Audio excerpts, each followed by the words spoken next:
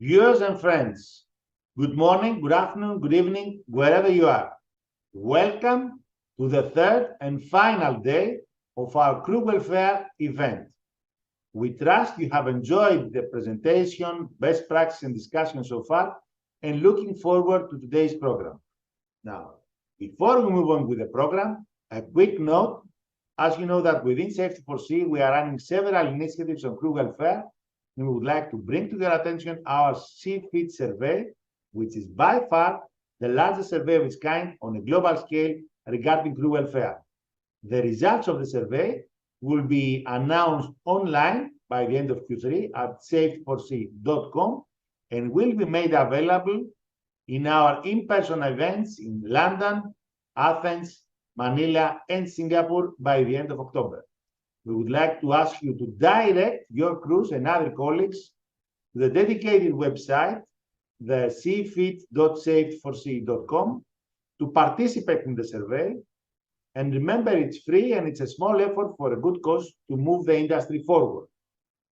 Now, ICS and BIMCO, with the last study we have in hand in 2021, refers a raise of approximately 45% of women in shipping compared to 2015 levels, which is the previous study we have in hand from ICS and BIMCO. However, women today account for only 1.3% of the global workforce, and that corresponds to a number of approximately 25,000 women. We would like to discuss this topic, and we have a dedicated panel with women in maritime later on, and we would like to share their views on transforming shipping into a diverse, inclusive, and equal industry. As it is always amazing to hear and learn from the successes of others and get some probably direction and ideas, and of course, improve. By the end of the day, two major ship companies are also sharing their approach on crew welfare.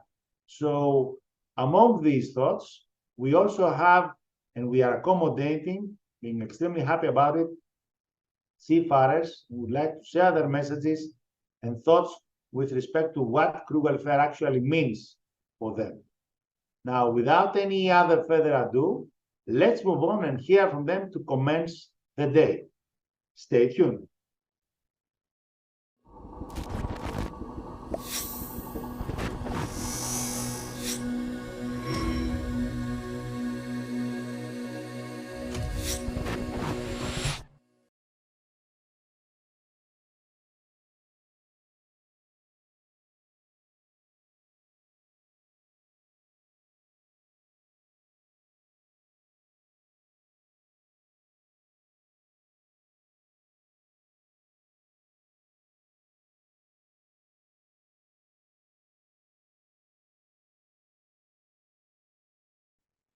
Regarding the crew welfare, Euronav top priorities for the next 5 years are the following three.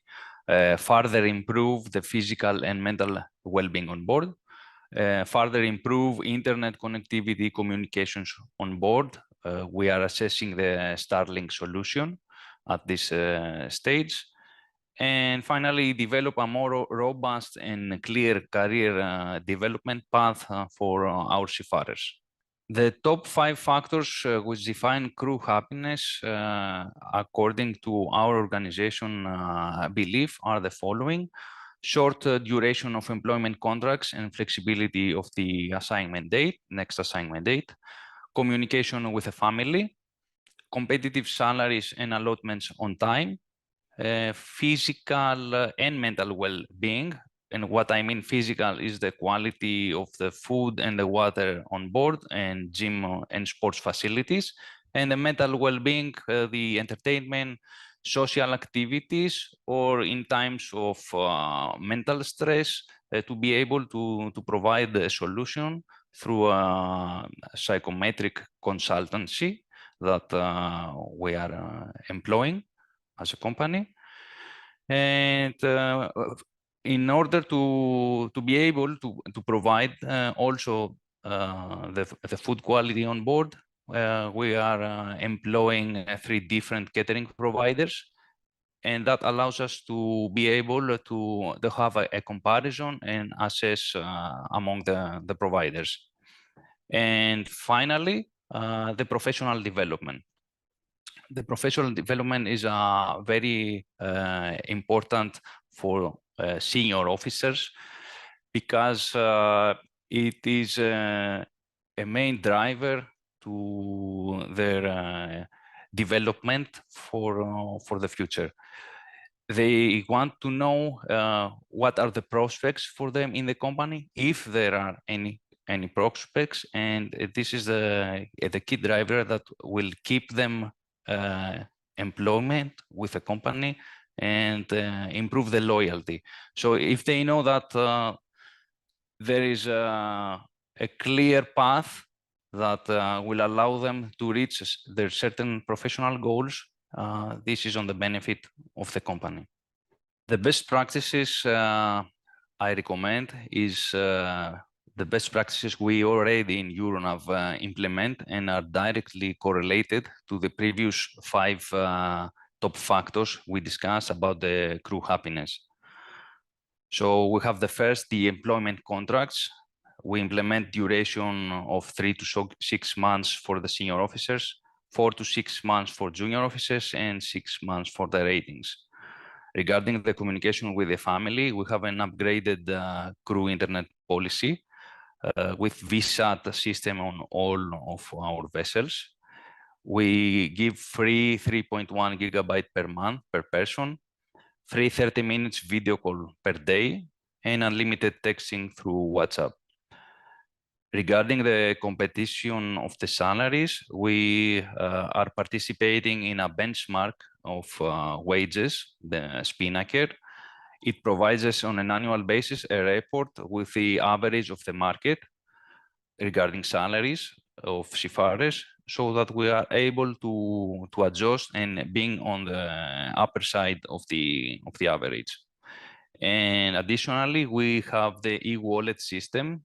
It's similar to the ship money provider, where each seafarer has an e-account with a physical Visa card. And on the beginning of the month, the salaries are immediately wire transferred to the seafarers without any delay, in order to be able to fulfill his financial obligations. And regarding the physical and mental well-being on board, we provide mineral water free of charge for all crew members. And as already discussed, we are collaborating with 3 different catering providers for the food and the provisions, in order to be able to meet our standards for quality and quantity on board. And regarding the mental well-being on board, we have entertainment systems on board. We have a fund of $200 per month per vessel that it can be accumulated and be utilized by the crew in whatever is their preference, either it's a karaoke machine or a PlayStation or whatever they wish. And in case of mental stress, we are collaborating with psychological support service that can provide online support to cases that can have a stress regarding their living conditions on board, or the family, or back in the family in the home. For the final key factor, as we said, we have the transparent promotion criteria. We provide opportunities to senior officers for shore assignments, which are short duration projects ashore at the office while they are on leave, so they can see the function of a ship management company and have a better understanding of the whys and the hows regarding the industry requirements. And finally, we provide opportunities to senior officers for shore employment. Euronav is providing equal chances to all candidates without prejudice to their gender, race, religion, marital status, ethnic or national origins. This is also stated in our employment criteria. Euronav also is pioneering to women cadets and officers since 2007. And finally, we have more than 3 different nationalities employed on board our fleet. According to my experience, being a seafarer for many years, what I consider as the most important is job satisfaction, seafarers' job satisfaction, and more specifically, feeling valued and appreciated by all the stakeholders, owners, and ship managers. This is something that is not communicated properly to the seafarers, although it is a common practice for the industry to utilize experienced senior officers for staffing of the shore roles in key management positions. I can see it clearly now from my position, but when I was a seafarer, I had that impression, and this is that I'm talking, that it should be more clearly communicated that there is a career path waiting after someone wishes to stop sailing and make the change to a shore job. My key message to the industry is that processes and technology are complementary to the technical and non-technical skills of the people. People are implementing the procedures and operating the equipment. Therefore, people could be either the strong or the weak links in an organization structure, which is directly correlated with the organization's culture. Shipping industry is a heavy asset industry, but it's highly dependent on the human element. The ship's manning is a core function for all ship management companies. Therefore, it's more than evident that marine human resources should be the primary focus.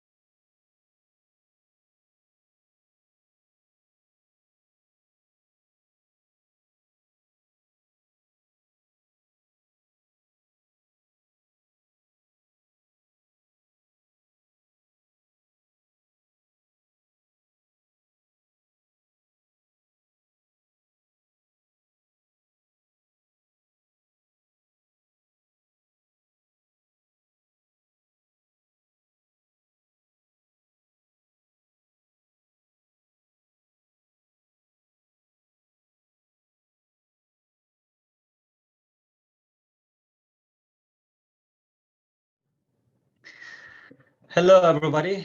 Today, I would like to focus on the ways to improve crew well-being through a talent management platform in a wider perspective. I am Captain Özgür Alemdağ, the CEO of Maritime Trainer. Before starting, I would like to tell some about our company. Maritime Trainer is a digital human capital management platform provider for ship owners and operators, enabling them in assessing, training, and retaining their talents and meeting the industry requirements at the same time. Today, we are facing an exponential overlapping change in the maritime industry, like the communication change we have experienced before. It is not only the industry expectations, but people are also changing. The way they learn and behave is different compared to the past. The anxiety and depression levels are increasing, and the overall happiness is decreasing. Also, they see career time, but most important, the willingness to select a seafaring career is decreasing. We would like to have a greener industry and automated vessels working safely, and would surely benefit from digitalization and new technology as equipment for that. Whatever we use for this purpose, our people will manage those systems and equipment, and the human factor will remain the major cause of the accidents. People are and will remain the most valuable assets for our future. And human capital management issues will be the most popular topic that companies need to invest in order to survive. Maybe we will need fewer people for the same job, but definitely more qualified. And both the shipping companies and the seafarers are not mature enough to cope with this change. As I mentioned before, the statistics show that seafarers are unwilling to continue their careers on board, and the supply is decreasing significantly after the pandemic. Knowledge is accessible, but what about purpose, values, and attitude? How can we make these new generations stick to the maritime career and willingly perform their daily work in parallel with the organization's goals? Creating a culture and making your employees feel it is important, but the way you communicate your culture with the talents is also very important, as they can Google you and learn a lot about your company from social media and post from your employees. For attracting new talents, you need to do something more compared to the past. You need to touch them, tell your story, value them, give a message from the top management, offer them an employee value proposition, a purpose that they would like to work for, create a workplace that people would love to work, support social responsibility projects, care for the environment, and have fun at the same time. It is not enough to pay their salary on time and give some additional benefits anymore. Companies should work to instill in their crew a sense of purpose and passion that is consistent with their aims and team building approach, while also conveying the company's culture and finding ways to improve it.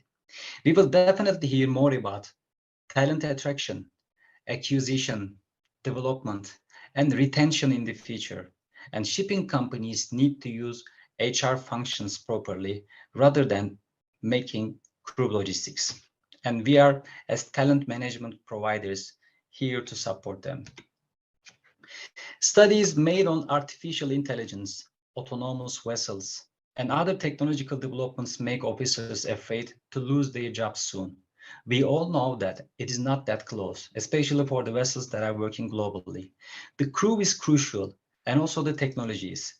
The best way of integrating them is to find a midway by human-oriented hybrid digitalization that will help crew and office personnel to make proper decisions and reduce the workload of their daily operations.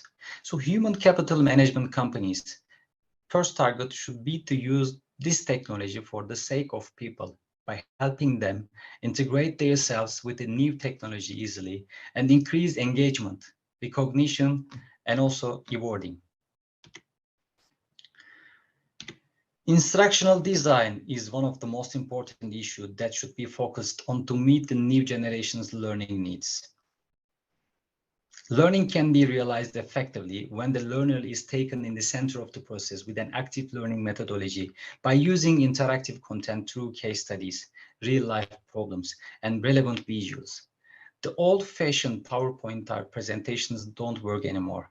Mobile-ready, micro, task-oriented training also increases engagement and eases the management of emerging training needs. The overall aim is to design the training should be to increase curiosity, have the knowledge, or let them seek or discuss on it. Learn the ways to seek it, gain the necessary skills in an immersive and attractive way, and most important, change the behavior in parallel to the company's objectives with the required attitude. If they learn the skills that they are really need to learn, they will feel more confident to act and behave. We need to increase engagement by adding gamification tools to our learning platforms, also serious games, VR, and ER implementations bring the learning process to a more advanced level, which also attracts the new generation and eases the learning process, especially for critical operations, specific types of equipment, and safety. Like cloud simulation implementation, training can be more accessible. Companies can create their own scenarios and apply different training that will improve awareness skills and emergency response. The crew can attend the same scenario from their homes, and the remaining time and sources can be used to create more effective training. Student-led micro-simulation courses will also support improving the necessary skills in a cost-effective way. Recent reports show that mental health disorders will be the disease in coming years. When it comes to seafarers, it is obvious that the pandemic again proved that seafarers have vital importance but cannot feel this value due to the different implementations of the authorities and companies, which ends with depression and even suicide. The industry is pushing shipping companies to find ways to improve the overall well-being of the crew. The first step should be to select the proper candidate with an appropriate assessment. The second part is to sustain this mental state and improve the crew's resilience skills by implementing various training programs on board, giving them financial and social well-being training, listening to relevant podcasts, making webinars, opening the way for peer and professional support properly, support them in case they require in a confidential manner.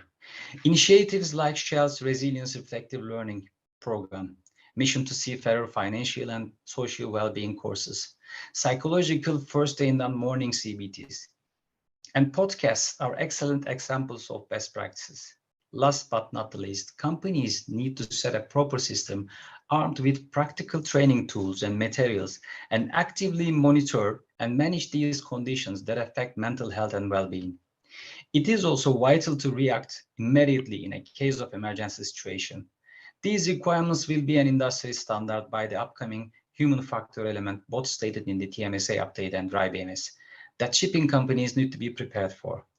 Also, in order to make learning a part of their life, which also affects overall wellness positively, we should also provide additional self-development courses on anything they would love to learn. Continuous training for competency development and finding meaning at the workplace should be the strategy for companies which wants to deal and reach the chance of the dynamics in the new era. It is the way to accompany individuals not only intellectually, but also psychologically, and caring for the overall well-being of them. The strategy for companies starts with the talent attraction and continues to talent acquisition, and it doesn't end there, goes on with keep holding your valuable human assets with retention strategies. Maybe the most important part that completes the cycle is mentoring.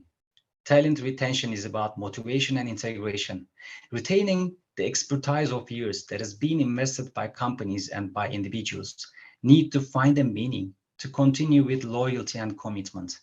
Mentoring is not only sharing the know-how, but also transferring the cultural elements and seniority to younger potential leaders. It can also be applied as reverse mentoring from youngers to seniors.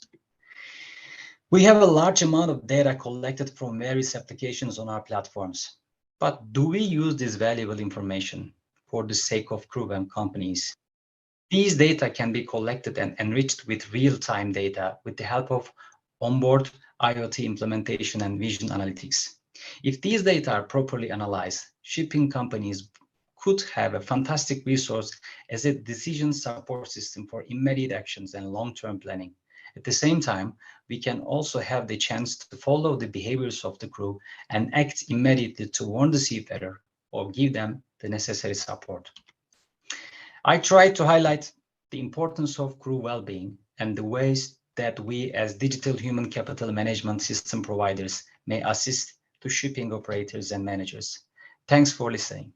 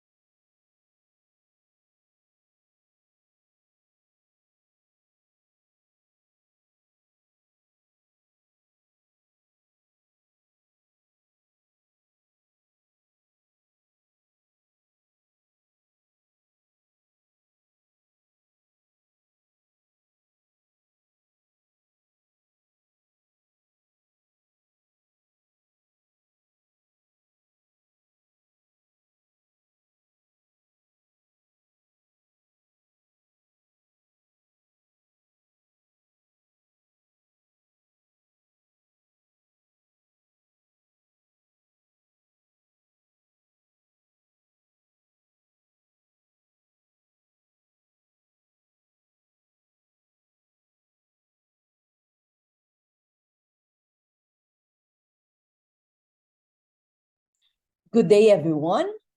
Mailyn Borillo here, Managing Director of OSM TUME Philippines. Thank you, Safety for Sea, for inviting us to share our journey in establishing our crew welfare in OSM TUME. Who we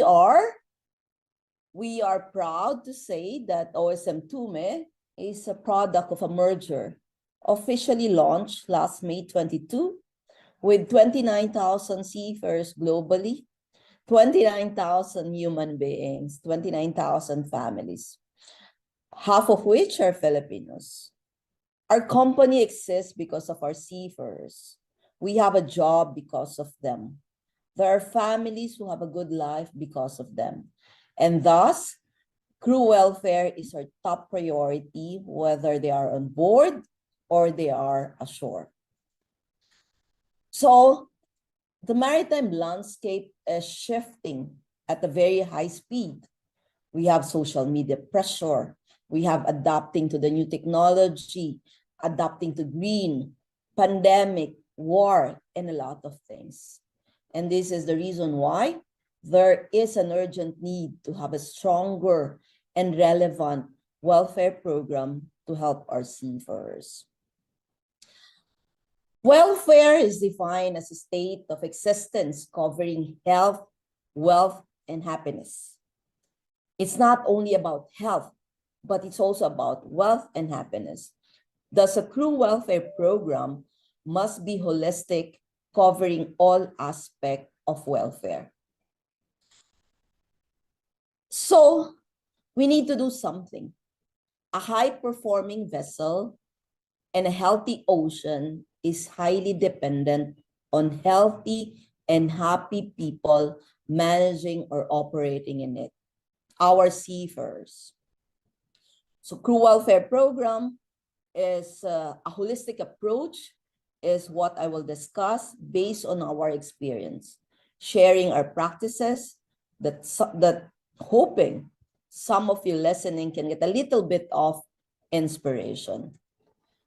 2017, we crafted an OSM care program where we embark on holistic approach in developing relationship with our seafarers and shore employees too. For the safety and performance of our seafarers, we need to develop them technically and behaviorally, which all of us in the industry are doing. But how many incidents on boards have happened because the seafarer is sick or unwell? How many competent, highly experienced seafarer will not finish his contract because of a family issue? How many incidents on board have happened because the seafarer is not focused and thinking of financial problem? How many of these issues creates uncertainties and insecurities with our seafarers, resulting to dismissals or resignation? How do we tackle this kind of issues? After consulting with experts and using some researches, our team agreed to incorporate a holistic approach in building life relationship with our seafarer. We crafted a program that will be embedded as well on our people, policies, processes, and action plan to help the seafarers improve their life skills. This is probably the most neglected part of human element, but the one with the biggest impact. We believe that this program will establish life relationship with our seafarers, not only work relationship. Some of the programs included in our holistic approach is number one is Holistic Health on Board. This is our latest program. This is a collaboration between our catering academy and the Nordic Medical Clinic, where healthy food and healthy lifestyle on board. It's very, very new, but we're super excited with this program that will focus on all aspects of the seafarer, not only about the food they take, but also to be psychologically fit and sharp, and to physically fit and active, and thus decrease medical repot, decrease shift deviation due to illness, maintaining good health of seafarer, giving them long-term service to the company. Another program is the Health and Wellness Program.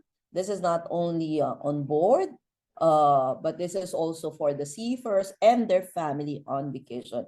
It's one of the biggest projects we embarked last 2017, where we want to utilize the pre-employment medical exam of seafarers in educating them.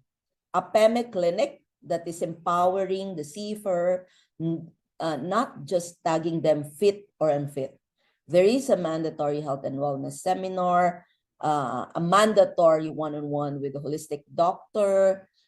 We established telemedicine so they can call our doctors for physical sickness on board or even psychological distress. All of these were very, very helpful, especially during pandemic or especially during any crisis situation.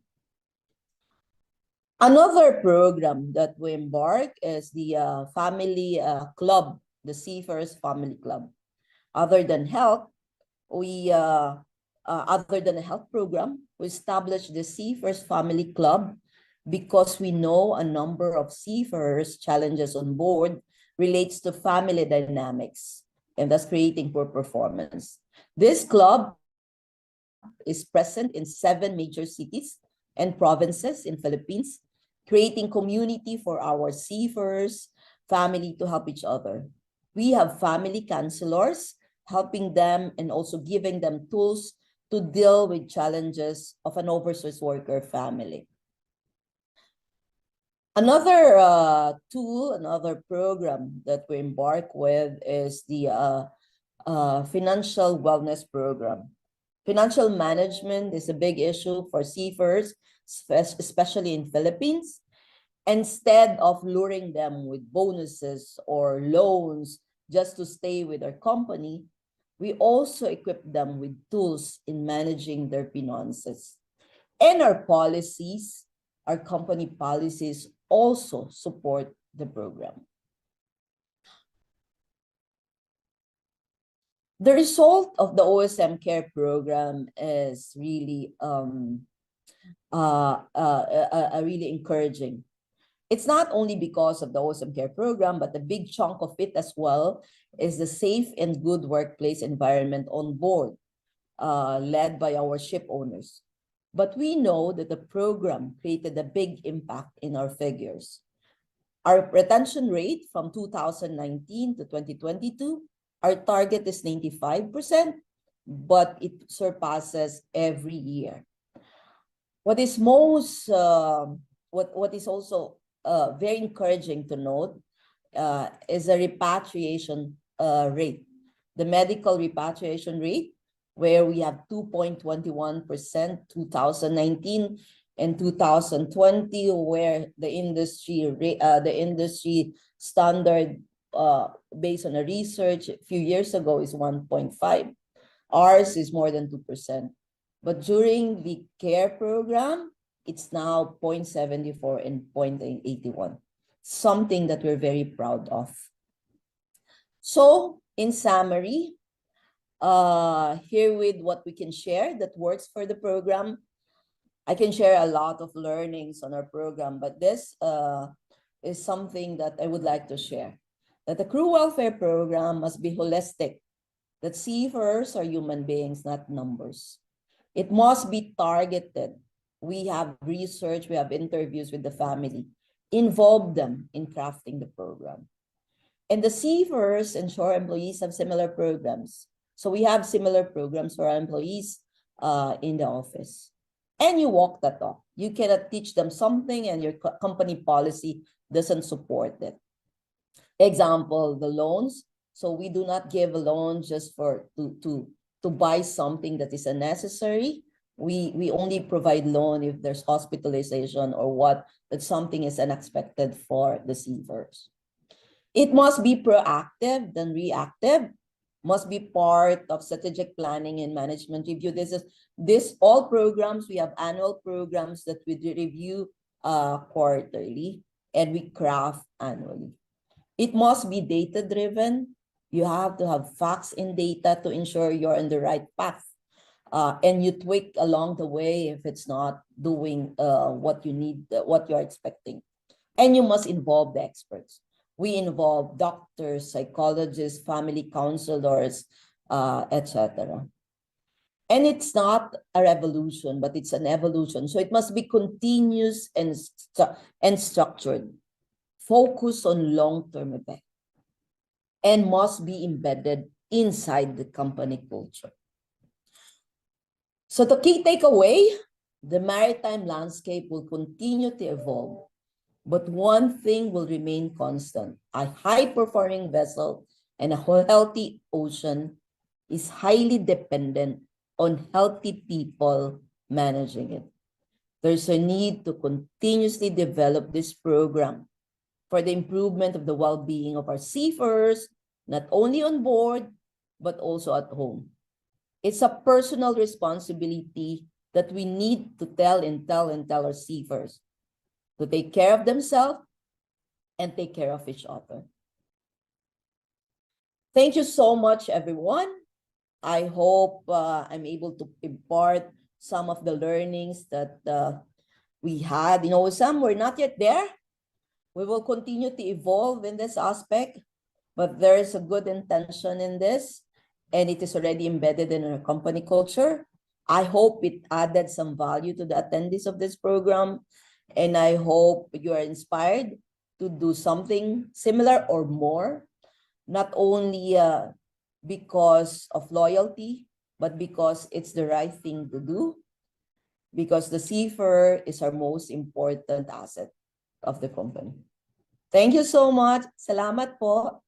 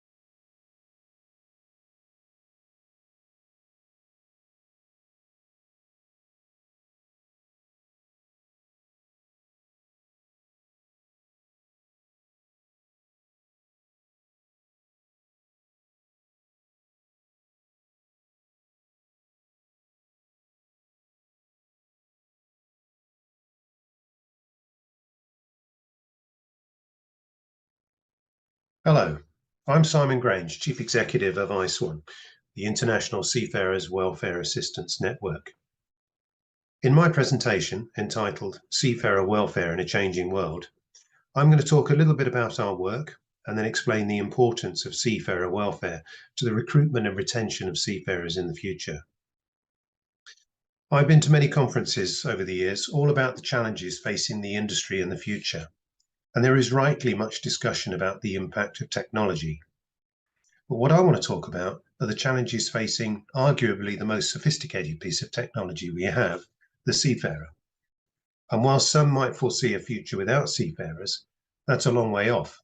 So we need to take their welfare needs seriously and should not take their services for granted. So who are we? Well, ICE1 is an independent NGO founded in 2013 and based in the UK, but we have offices in India and the Philippines as well. Our mission is simple: improving the lives of seafarers and their families with services, resources, and advocacy. We work in broadly two ways: through direct services to seafarers, such as our helplines, emergency funds, and advice on health and well-being. But also we work with the wider industry, carrying out research, providing training, and using our data to inform the industry. So the service for which we're best known is Seafarer Help. It's a 24/7, 365-day a year helpline. Our operators speak 12 languages between them. It can be contacted by phone, email, WhatsApp, live chat, Facebook, all the different social media channels. It's free, confidential. It's for service for seafarers and their family members, and it has international coverage. It's a mix of practical and emotional support, a general helpline dealing with a wide range of questions, from simple inquiries about welfare facilities through to somebody who's actually feeling suicidal and needs support. And we've more recently started providing a counselling service for those seafarers who need it. In addition to Seafarer Help, 2 years ago, we created Yacht Crew Help along the same lines, but specifically for the needs of super yacht crews. And under our Seafarer Assistance badge, we also offer a range of commissioned helplines for shipping companies, P&I clubs and unions. This slide here gives you some idea of the scope and the scale of what we deal with on our helplines. In 2022, we dealt with around 570 calls per month on average. And this, of course, is actually a good source of data for the industry. Seafarers, when they talk to us, because our operators are anonymous and perhaps they would not say to their employer, they certainly wouldn't say to crewmates, and perhaps things that they wouldn't even say to their families because they wouldn't want to worry them. So we get an interesting perspective of how seafarers are feeling. So if we look at the figures from 2022, a very simple analysis comes up with this list of things here. We shouldn't be surprised by any of these, I guess, because they're all the things that are important to all of us in our daily lives. The lack of contact with family, shore leave if you can get it, and welfare facilities if there are any. The challenges of living and working in the same space. Pay, will you get enough pay? In some cases, will you actually get paid? The need for food and keeping fit and healthy. The challenges of training and personal development, interaction with others, and fatigue.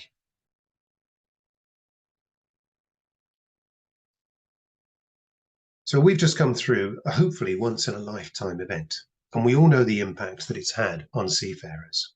ICE1's helplines provide insights into the unprecedented stress that was placed on seafarers by COVID. During the first COVID peak in the second quarter of 2020, we saw huge increases in calls about repatriation, financial issues, welfare provisions, mental health issues, and physical health concerns. But since then, seafaring has gradually returned to more normal ways of operating. However, COVID has had a lasting impact on many seafarers' morale and motivation to remain in the profession. This study, the refreshed 2022 Wellbeing report by Maritime Benefits, which was carried out amongst 20,000 survey respondents, finds that levels of anxiety and depression among seafarers have continued to increase, even since they previously carried out the survey at the height of the pandemic in October 2020. And the ongoing challenges of the COVID pandemic are reflected in ICE1's own helpline data, where calls relating to mental health issues remain 146% higher than pre-pandemic levels. Early evidence indicates that the experiences of the pandemic have had a significant and lasting impact on seafarers' motivation to remain in the industry. ICE1 is collaborating with the World Maritime University on a research project to get greater insight into the number of seafarers who are considering leaving the sector, and to better understand what steps could be taken to prevent attrition. Here in this slide are the key research questions being asked in the survey, trying to find out what people came into the industry for, how likely they are to remain, and if they are going to leave, what are the kind of things that actually have made them, has helped them to make that decision. So let's look at mental health then. A 2019 study by Yale University with the ITF Seafarers Trust is still one of the most comprehensive and rigorous studies of seafarer well-being. And these statistics themselves are something to worry about. Now, we employ seafarers who are physically fit and healthy because we can't afford them not to be. A health-related incident on board a vessel is costly, stressful, and could result in someone's death. But what about mental health and well-being? And I'm not talking here about serious mental health conditions, but anxiety, depression, stress, the impact of loneliness. These things are common to all human beings, but the isolation of a seafaring career exacerbates these issues. Seafarers are a tough breed and will just keep going. So do we really need to worry about this? I think we do, because these conditions can lead to poor performance and risks to safety. They can have an impact on the recruitment and retention of seafarers, and a lasting impact on seafarers themselves and their families. In the past, we didn't talk about mental health, but that doesn't mean to say it's a new phenomenon. It's just that we weren't as aware of it. Today, we are better informed about such issues, and my contention is that we should do everything we can to support seafarers if we want to retain them. The new generation of seafarers will be very aware of the importance of mental health and well-being, and will have higher expectations of employers to support them when they have difficulties. And all this then has implications for recruitment. So if we look at the traditional offer, the reason why people would go to sea, it's for the money. Well, you know, there's a limit to the commercial demands mean that there's a limit to what you can keep carrying on paying to attract people. Adventure, exploring the world, when you don't even get a chance to get off a ship these days, that isn't the same. And what about the status of a seafarer? Are they really valued? These things have changed considerably in recent years. And the latest ICS BIMCO study finds that there was a shortfall of over 26,000 STCW certified officers in 2021. And this is forecast to rise to over 89,000 by 2026. So it's a really big issue. And then if we look at training, anxiety about maintaining up-to-date qualifications, including the financial pressures of funding additional courses, is frequently raised in calls to the helpline. Calls regarding training and education increased by 65% in 2022.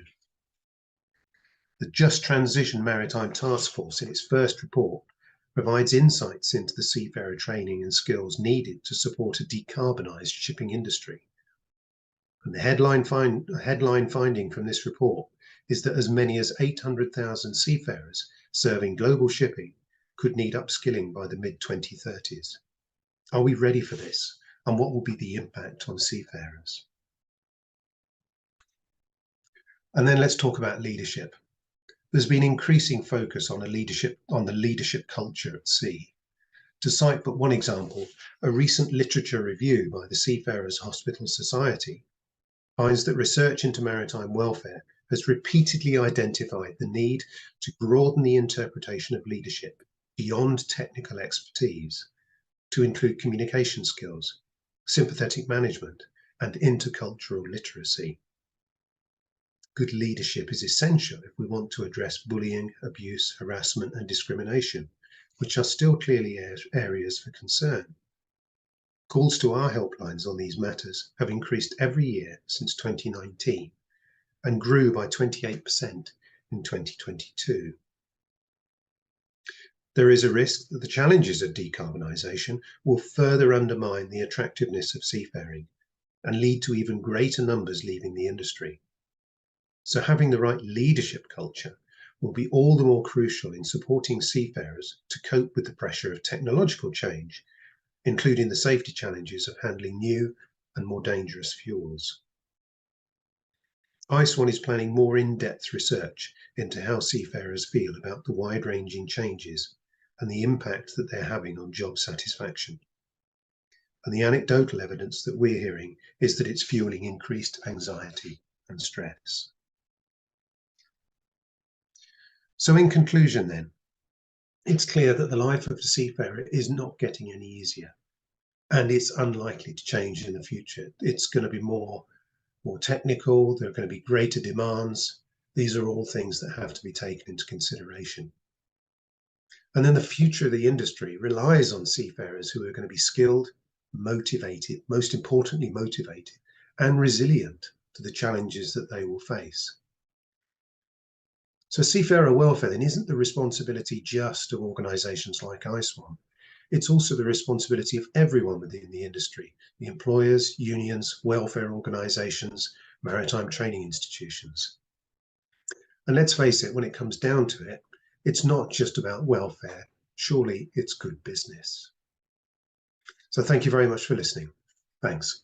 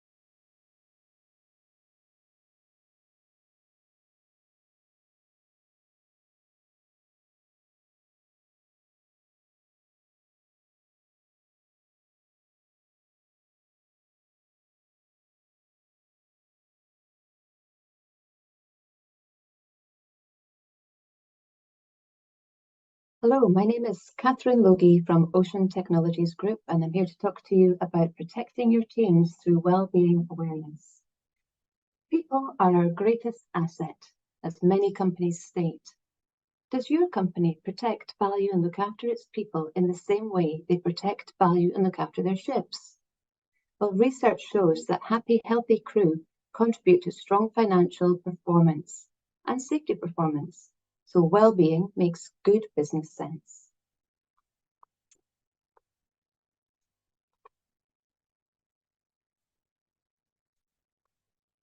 Well-being includes many dimensions which influence our ability to cope with problems. For example, a seafarer's sense of well-being could be influenced by his shipboard living and working environment, salary payments, contracts and promotions, also lifestyle, physical health, diet, even hydration, mental health, community, social relationships on board and at home, values and cultural norms come into play. And then there's their inner world, how the seafarer feels about their work, their faith, their beliefs, their proud experience, their confidence, their personality, and more.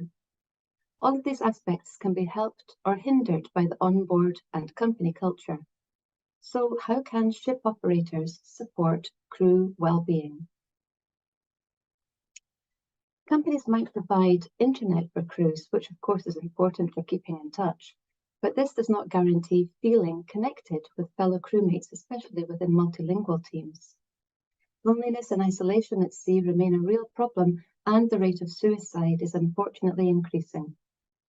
Many companies follow a Speak Up program, encouraging crew to talk about how they feel, but that's hard enough in your first language, let alone when living and working with crew from other cultures, especially if you struggle to communicate in a common working language.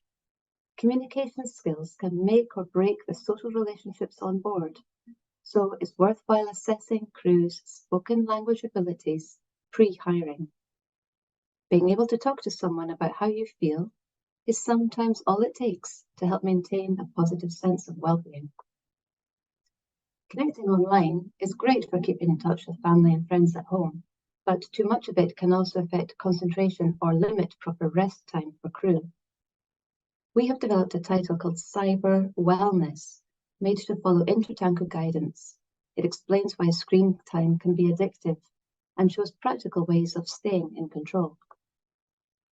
So for companies, building a well-being program can include regular learning and discussion. This is a practical way that companies can demonstrate their values and look after their people. In safety-critical teamwork, our actions impact others. So it helps to be open-minded, curious, reflective, and develop awareness of our own behaviour as well as others. Understanding mental health does take time. This is not a tick box training exercise, and blended learning through discussion can deepen understanding. Listening to each other with an open mind, collectively we can destigmatize the conversation about mental health. But this is a sensitive area, and some people might just prefer quiet self-study over group discussion. Our materials allow for individual study as well as group learning, so you have a choice in how and where you prefer to learn. Taking the view that prevention is better than cure, Ocean Technologies Group supports companies' learning cultures by providing high-quality e-learning that is consistent for everyone. It can be delivered anywhere through Ocean Learning Platform and our offline mobile apps for seafarers onshore and on board. We raise awareness of these diverse aspects of well-being through a suite of e-learning content designed specifically for shipping to support individuals and teams of all nationalities and cultures. Let's take a look now at some of our titles. Physical health and nutrition contribute to good mental health. We have many titles on healthy living at sea, particularly part 3, which addresses nutrition, the effects of diet, caffeine, alcohol, and drugs on the body and mind. Of course, it's not only about food choices. Proper hydration is also needed when working in tropical climates, in the engine room, and in cold weather operations. Part 4 of this course looks at many benefits of exercise, including staying fit on board. Now, food, of course, is central to a happy crew. Our cooking skills videos help cooks and messmen with menu planning, victualling, recipes, videos on preparing a wide range of regional dishes for the different cultures on board. Our library also includes important training on sanitation and hygiene to avoid outbreaks of illness on board. All our content around crew wellbeing was designed with subject matter experts. We collaborated with ISWAN and contributors from Shell, IMEC and the Mission to Seafarers to produce a course called Seafarer Mental Health and Wellbeing. We also provide e-learning from the Seafarers Hospital Society called Fit and Healthy at Sea, in which a physiotherapist explains exercises to avoid injury from repetitive tasks. Both of these courses are available free of charge. Please just get in touch if you'd like to have either of these courses, regardless of whether you're a subscriber or an individual. We'd love you to use them. Fatigue and stress are common, silent hazards that can gradually reduce performance. And of course, they affect both our physical and our mental health significantly. This title on dealing with stress and fatigue from ocean technologies explains the effects of fatigue and stress, highlighting what to look for, with guidance on implementing MLC requirements around hours of work and rest. When faced with uncertainty, resilience is an important personal quality, and it's something that can be learned. Our resilience series of titles helps seafarers to build personal mental strength and find coping strategies when things are difficult. The suite covers topics such as keeping things in perspective, change as part of living, dealing with a crisis, and more.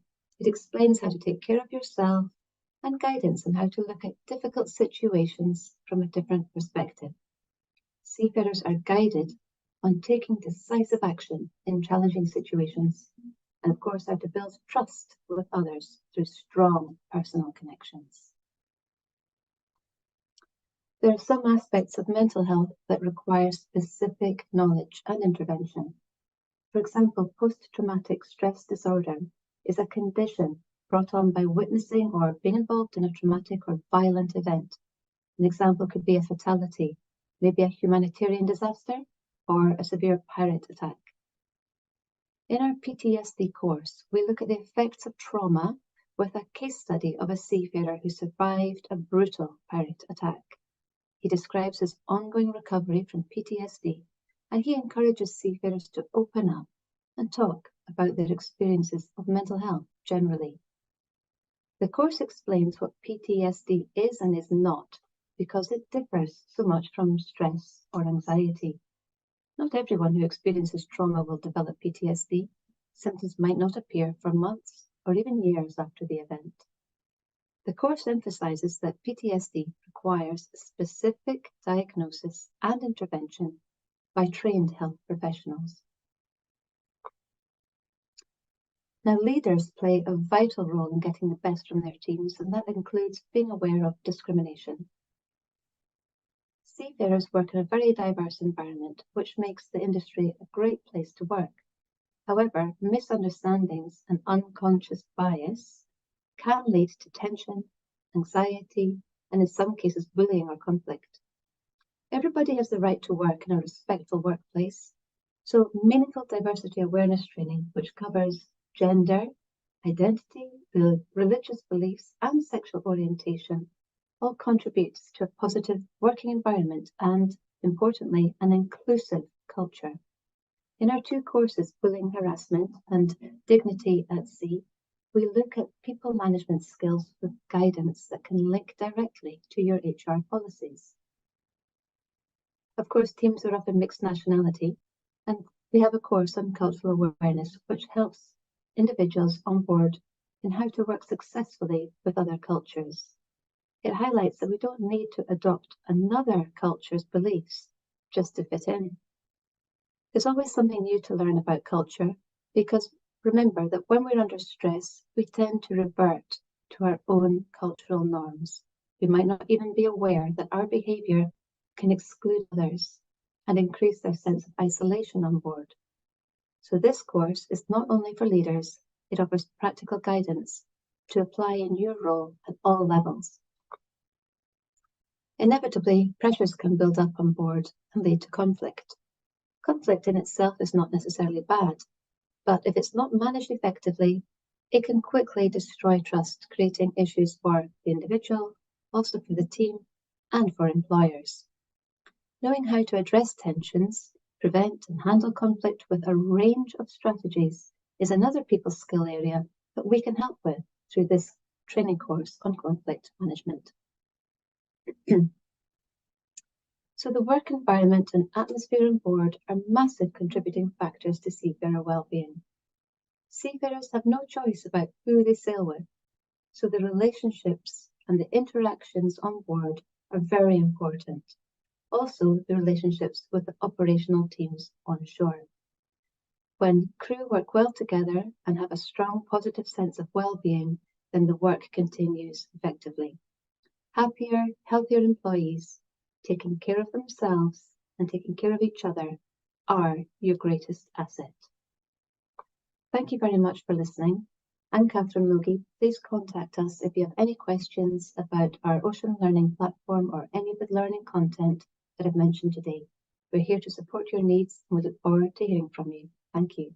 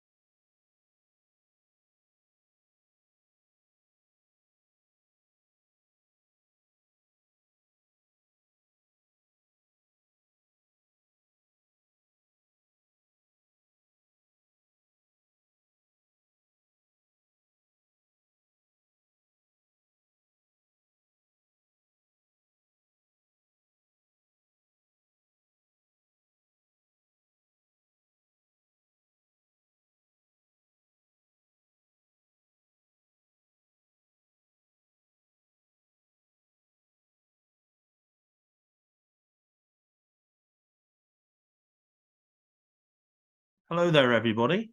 My name is Rob Parkin, and I'm delighted to be presenting today on behalf of Baysport. It's a technology company that specializes in crew welfare services that are digital and really make a big difference on board vessels.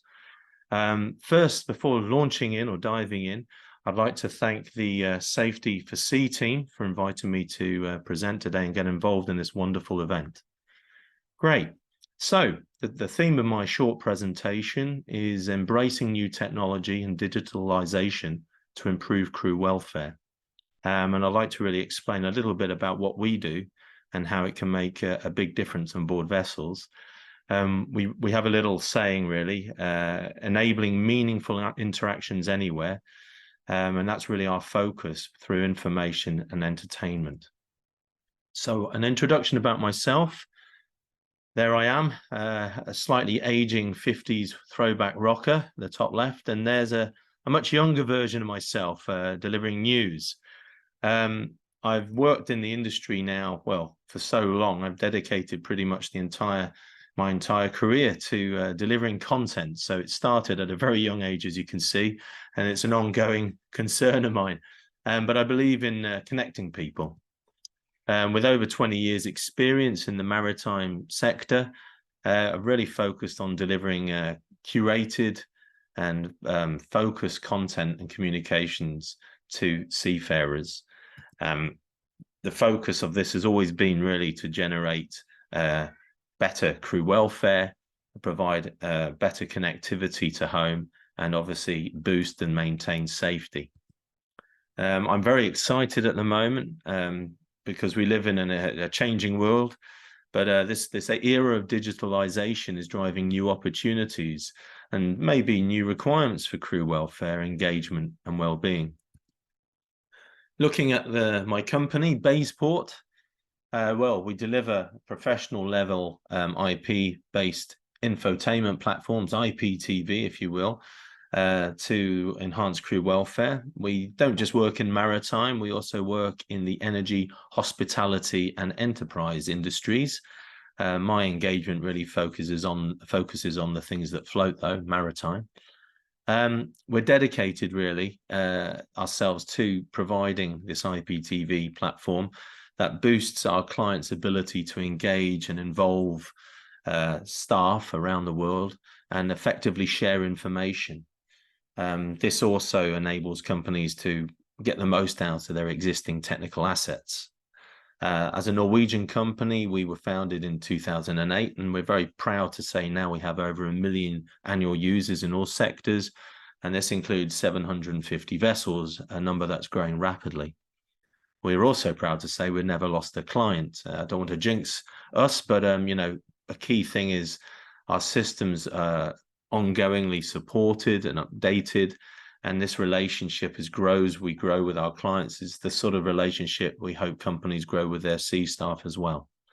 We are proud members of various wonderful institutions, including ISWAN, the International Seafarers Welfare Assistance Network, and massive advocates of the mission to seafarers and other noble organizations.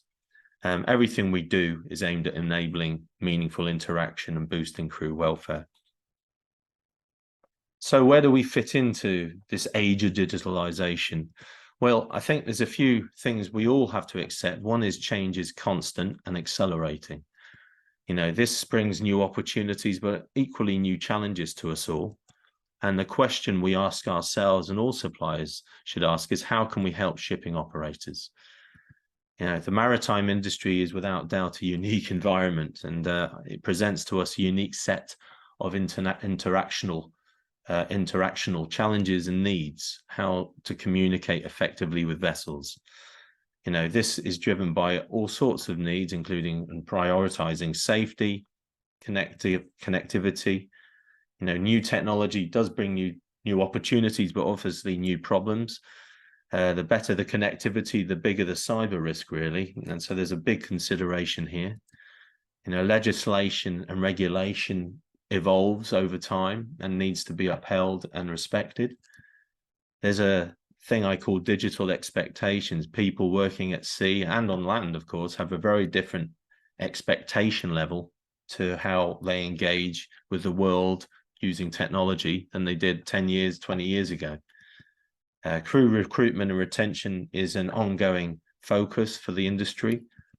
Speed of change we've touched on is speeding up. And there's, of course, an ongoing intense management pressure on controlling cost. And this sees crews decreasing in size, which creates an increased isolation factor. You know, through all this, crew well-being morale is a critical consideration. We approach this really with a very simple formula, and we call this the interaction formula. It's how we connect, communicate, and share content, and the suppliers, wherever you are, whether you're on land or at sea. The three parts of this are play out. How do you render or provide a system to engage the user? The second part of this equation really is content, data. What is it? How do people want to receive it? And then, of course, delivery. How do you get the content and information from point A to point B in an effective manner? We know, of course, connectivity and coverage is increasing all the time. There's a lot of noise about the LEO disruption going on. And content is inevitably growing. The library of the World Wide Web is growing. This, of course, brings another challenge and greater focus on the need for meaningful and effective interaction, because, you know, not all data is equal in this world. So we, as Baysport, concentrate on the three aspects in this way. Play out for us and comprises a hardware and software solution that receives content using whatever connection pipe is available, but enables the users to watch in an offline capacity. And another big driver is user friendliness. It's got to be interactive. It's got to be simple to use and engage its user, the crew. Functionality is broad ranging. we meet individual demands. Every vessel and every company has a different approach. So we have a very diverse and flexible selection list, an a la carte list of things we can do. But these focus down into 4 key areas. Unless you've got really good sight, I'll summarize these as being entertainment and information, the ability to manage content and control it, and then the ability to automate and integrate into existing systems. Looking at the content aspect, Basport is very proud to boast the largest library of licensed content, TV, movies that is available for seafarers now. And we also focus increasingly on the ability for our customers to publish their own content and media. This is particularly important now because as connectivity speeds up, people want to take greater ownership of delivering content and sharing it in an effective way. So our system really acts as a centralized tool on board a vessel, enabling crew to interact, and it enables operators to create their own screens and channels by publishing text, video, and images in a user-friendly manner. Of course, delivery is something that mustn't be forgotten, and even though it's getting faster and even more commoditized, it still needs to be controlled. So we don't provide the delivery connectivity, but we provide systems that help control delivery. And this is done through a web-based portal that controls the speed and throttles the delivery speed to always not interfere with anything else. We remain agnostic with any connectivity solution. We'll work with any platform. This provides detailed overviews per vessel and per fleet. Analytics, if you can measure it, you can manage it. The world of big data is, of course, upon us, and we enable our clients to be able to see what's going on with the system in terms of access and the amount of data being watched and how much is being watched and where the key metrics are. And this can be done in both a fleet level or a vessel level. It's very powerful. How does this all benefit the crew? Well, looking at the end user, the crew, obviously it entertains in a licensed manner, it informs, but it also, boosts the onboard safety culture by including information, safety information for crew to remind themselves constantly of. It stimulates onboard socialization in mess rooms, and as a result reduces the isolation factor that we're seeing increase on the high seas. It enables sea staff to stay in touch with home. It's a platform, a common platform of staying in touch, and helps boost the self-confidence and self-value.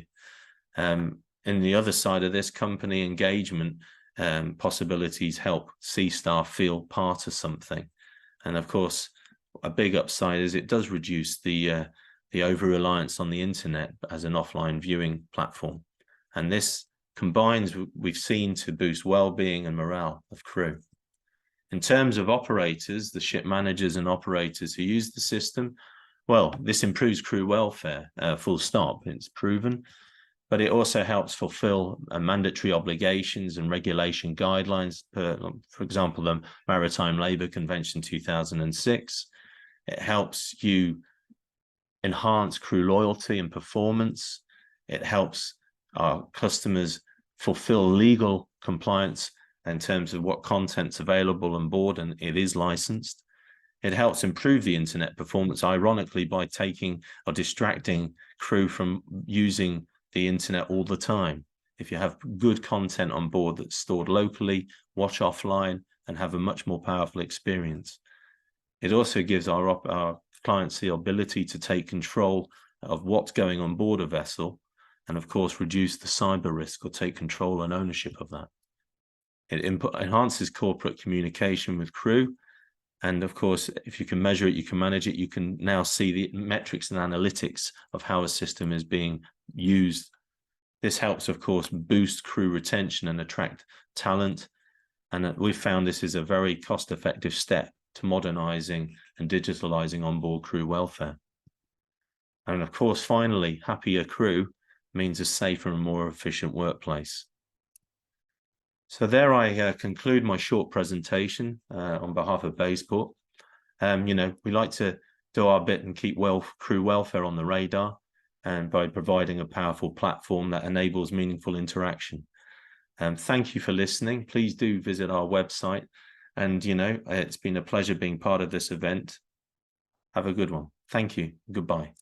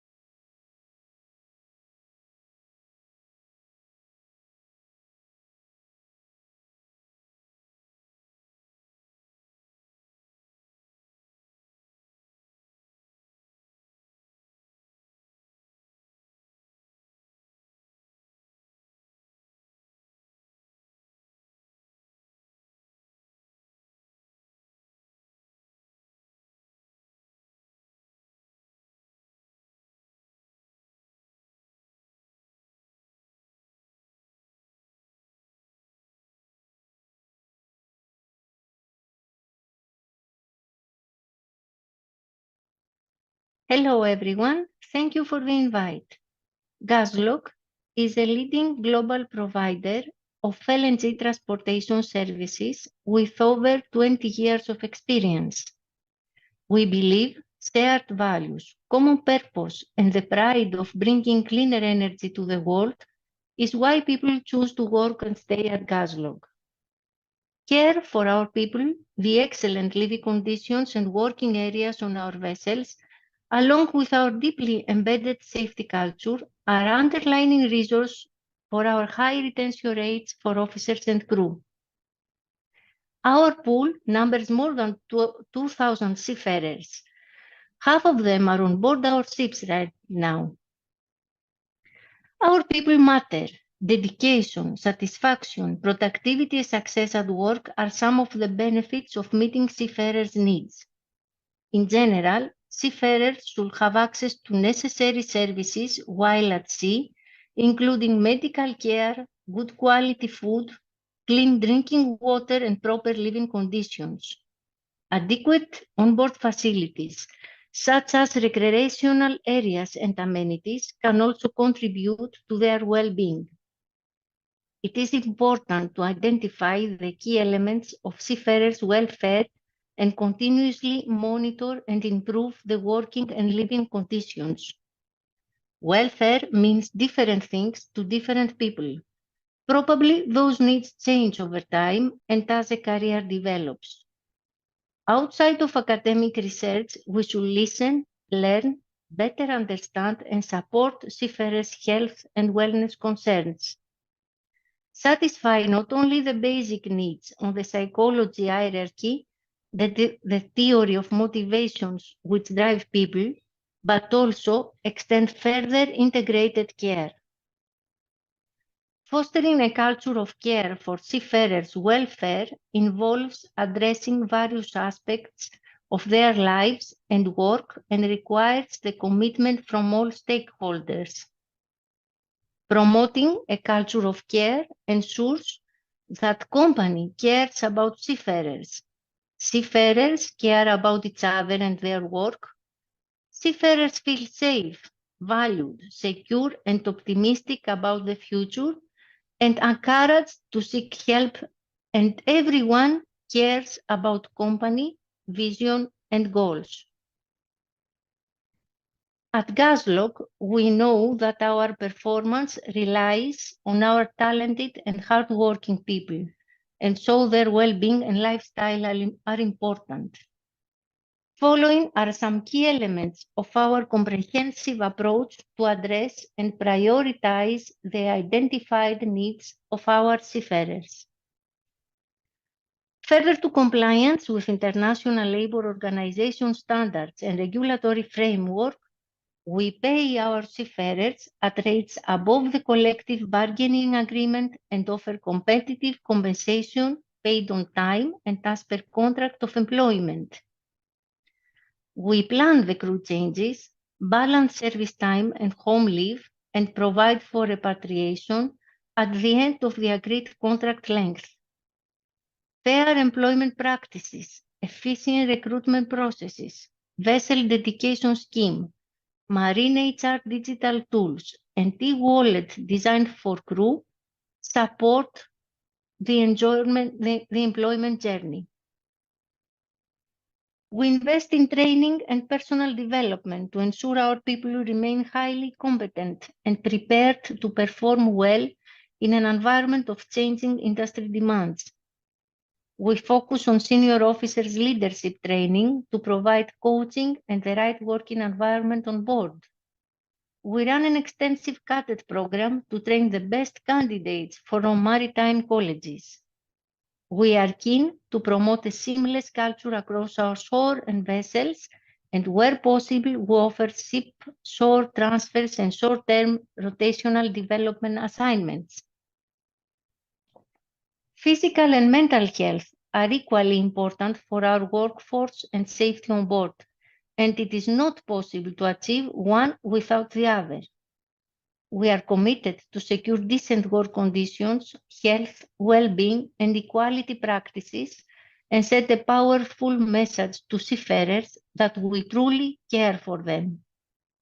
Apart from the extensive preventive medical examinations when seafarers are ashore, we regularly educate them on healthy eating and encourage them to exercise by circulating physical well-being notices.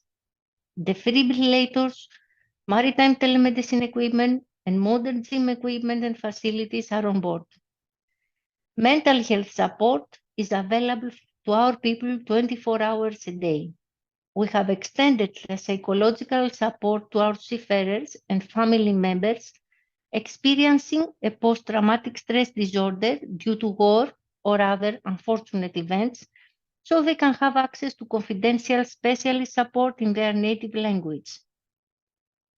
Our senior officers are trained to identify colleagues who are showing signs of mental stress and to learn how to communicate more effectively with their teams and colleagues. We monitor and manage fatigue and work rest hours to secure quality and sufficient sleep, rest, vital for the hard-working crew. A healthy sleep pattern enhances reaction time, memory function, and problem-solving skills, and strengthens the immune system. Supporting seafarers to recognize the signs of fatigue and well-being challenges in themselves and others and take action is also essential for the safety and well-being of all those on board. Entertainment system and world-class internet access for regular contact with family and friends help combat feelings of isolation and loneliness during periods away from home. Safety underpins our culture and is the primary consideration in how we conduct all our activities. We encourage a continuous learning culture, and all staff are trained in health, safety, social, and environmental risks. We constantly reinforce our personal commitment on safety. GasLog does not tolerate any form of slavery, forced labor, or human trafficking in our operations and supply chain, and we have implemented controls to ensure that it does not occur. We have a zero-tolerance approach to bribery and corruption. All employees are required to undertake annual online training to ensure that they are kept informed of the latest requirements and can recognize breaches, as well as the requirement to report those. We provide a confidential whistleblower hotline for reporting concerns about any wrongdoing or breaches of the company's policies and procedures, or anything in relation to modern slavery, bullying, or harassment. Working at sea should not allow seafarers to compromise on their labor, safety, and human rights. We need to inspire them confidence and ease to speak up freely and share their thoughts, ideas, and feelings. We take equal opportunity, diversity, and inclusion seriously and work towards providing an environment on board our ships which is welcoming of a more diverse crew, nationality, gender, experience, culture, etc. Open and efficient communication is a continuous process that requires consistent effort and is crucial for creating a productive and positive work environment. Clear communication channels, transparency, constructive feedback, conflict resolution, and emotional intelligence foster our culture of trust. Our seafarers are encouraged to actively participate in our ESG program development and contribute to the continuous improvement of our procedures and practices by electronically submitting their suggestions and recommendations. It consists of a well-implemented feedback system, setting a framework for data to be collected, reviewed, and processed for action and measures to be taken. Rewarding people for hard work, exemplary behavior, and extraordinary contribution in supporting and promoting our values is also an essential part of maintaining motivated and engaged our workforce. We have implemented recognition programs such as annual Chairman Awards with the Seafarers' participation in nominations, as well as performance-based rewards to boost morale and motivate our people to excel. Recognizing the importance of the seafarers' families and providing support systems to their loved ones ashore, as well as the belief that their families and themselves are in safe hands, can greatly contribute to the overall well-being of the seafarer. It is of paramount importance to ensure that comprehensive welfare programs are in place to address the needs of our seafarers and their families ashore. Our seafarers are important to us, and we aim providing them with cover they can count on when they need it most. We offer private group medical, health, and insurance coverage to our seafarers and their dependent family members worldwide. Respond in times of crisis or life changes, offering emotional and practical support to seafarers and their families, building a sense of security. We participate in and celebrate the personal and family milestones and the important life events of our sea personnel, as well as support them through grief and loss. Organize corporate events and foster development of social relationships by connecting families with other families, parents with similar experiences, individuals with same interests. Increase the strength and resilience of families. Offer scholarships and sponsorships opportunities for postgraduate studies, sports, and talents. Provide seafarers and their families with opportunities to choose the role and style of volunteering that fits in with their life and volunteer as a family or as a team. Involve seafarers in charity, coastal cleaning, planting trees activity, etc. It is a great way to bond while giving back to the community.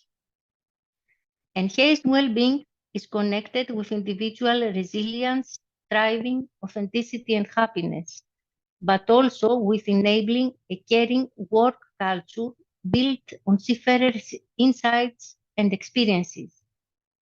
This should be an ongoing process to keep up with changing and evolving needs and continuously improve the overall work environment, targeting higher engagement, satisfaction, and retention. It's because we care that our people stay with us for the long term. Thank you.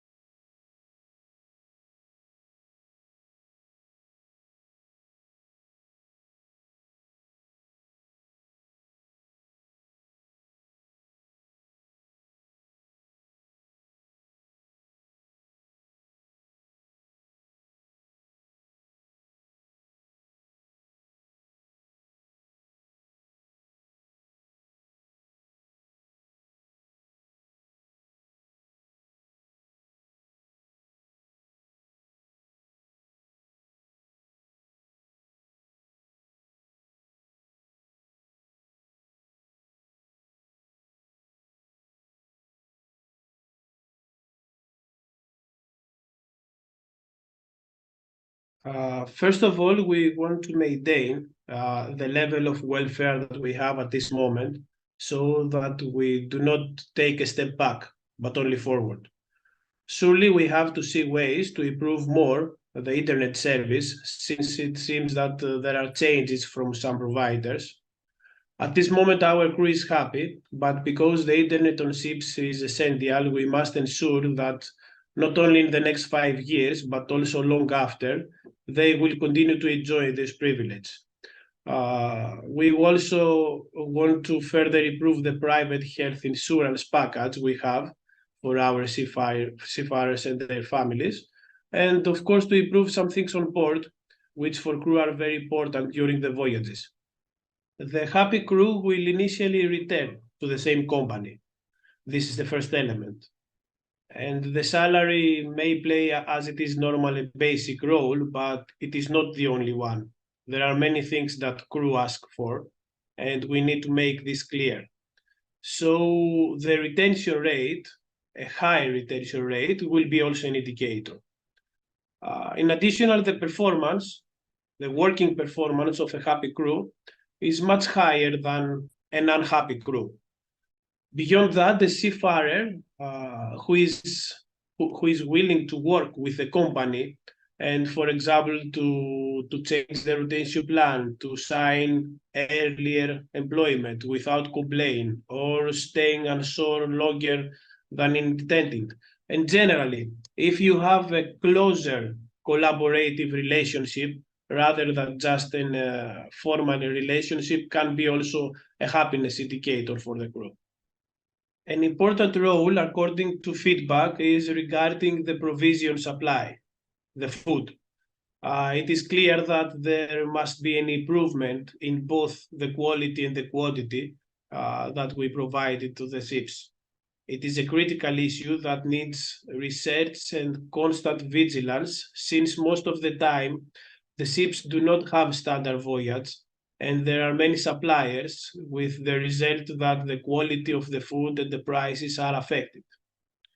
Also, the clothing, the personal protective equipment must be in the best quality with all the necessary accessories, so the crew can not only be safe, but feel safe.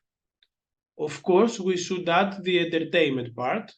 The gymnasium, books, game consoles, and etc. are necessary for the crew, even if many times there is no show time during the day. I think we need to work together as industry. We need a dedicated framework for addressing these matters, both at sea and ashore. This framework can assist us to take collective actions and learn from each other across the industry, like what it works and what does not. We need to get involved and not only to have meetings and forums. We need to act. Despite this, as I have mentioned in the past, before we start investing, we must make our working environment and mentality more friendly to accept the above. And this is what we are trying to do now. For example, finding a job for a woman on a ship many times is really, really difficult, because even if the woman can go to a marine school, the shipping companies that hire women are in the minority. The spaces within the accommodation and the duration of the contract. The first is perhaps complicated because it plays a role in which shipyard the ship is building and the requirements existing. But we know that the crew who works on ships, for example, whose cabin or the smoking rooms are too close to those on land and more close to a more normal life, has a direct impact on psychology and therefore on their well-being. As far as the duration of a contract, my personal opinion is that the 7 months and the 9 months on board pressing too much crew psychology. Also, a more structured framework with specific time values would offer a much more efficient preparation of a crew change plan, which will be at the same time provide to the seafarer the ability to know when they will be on board and when they will be with their family, in order to avoid sudden calls for joining earlier, and of course, the unknown feeling of when someone will return home. For industry stakeholders, the message is simple: listen to the crew. And for people on board, the message is also simple: be patient. It's not easy to change situations that have existed here for many decades in a few years. It is a fact that there are many issues that we need to improve, but on the other side, it is also a fact that we have improved many things.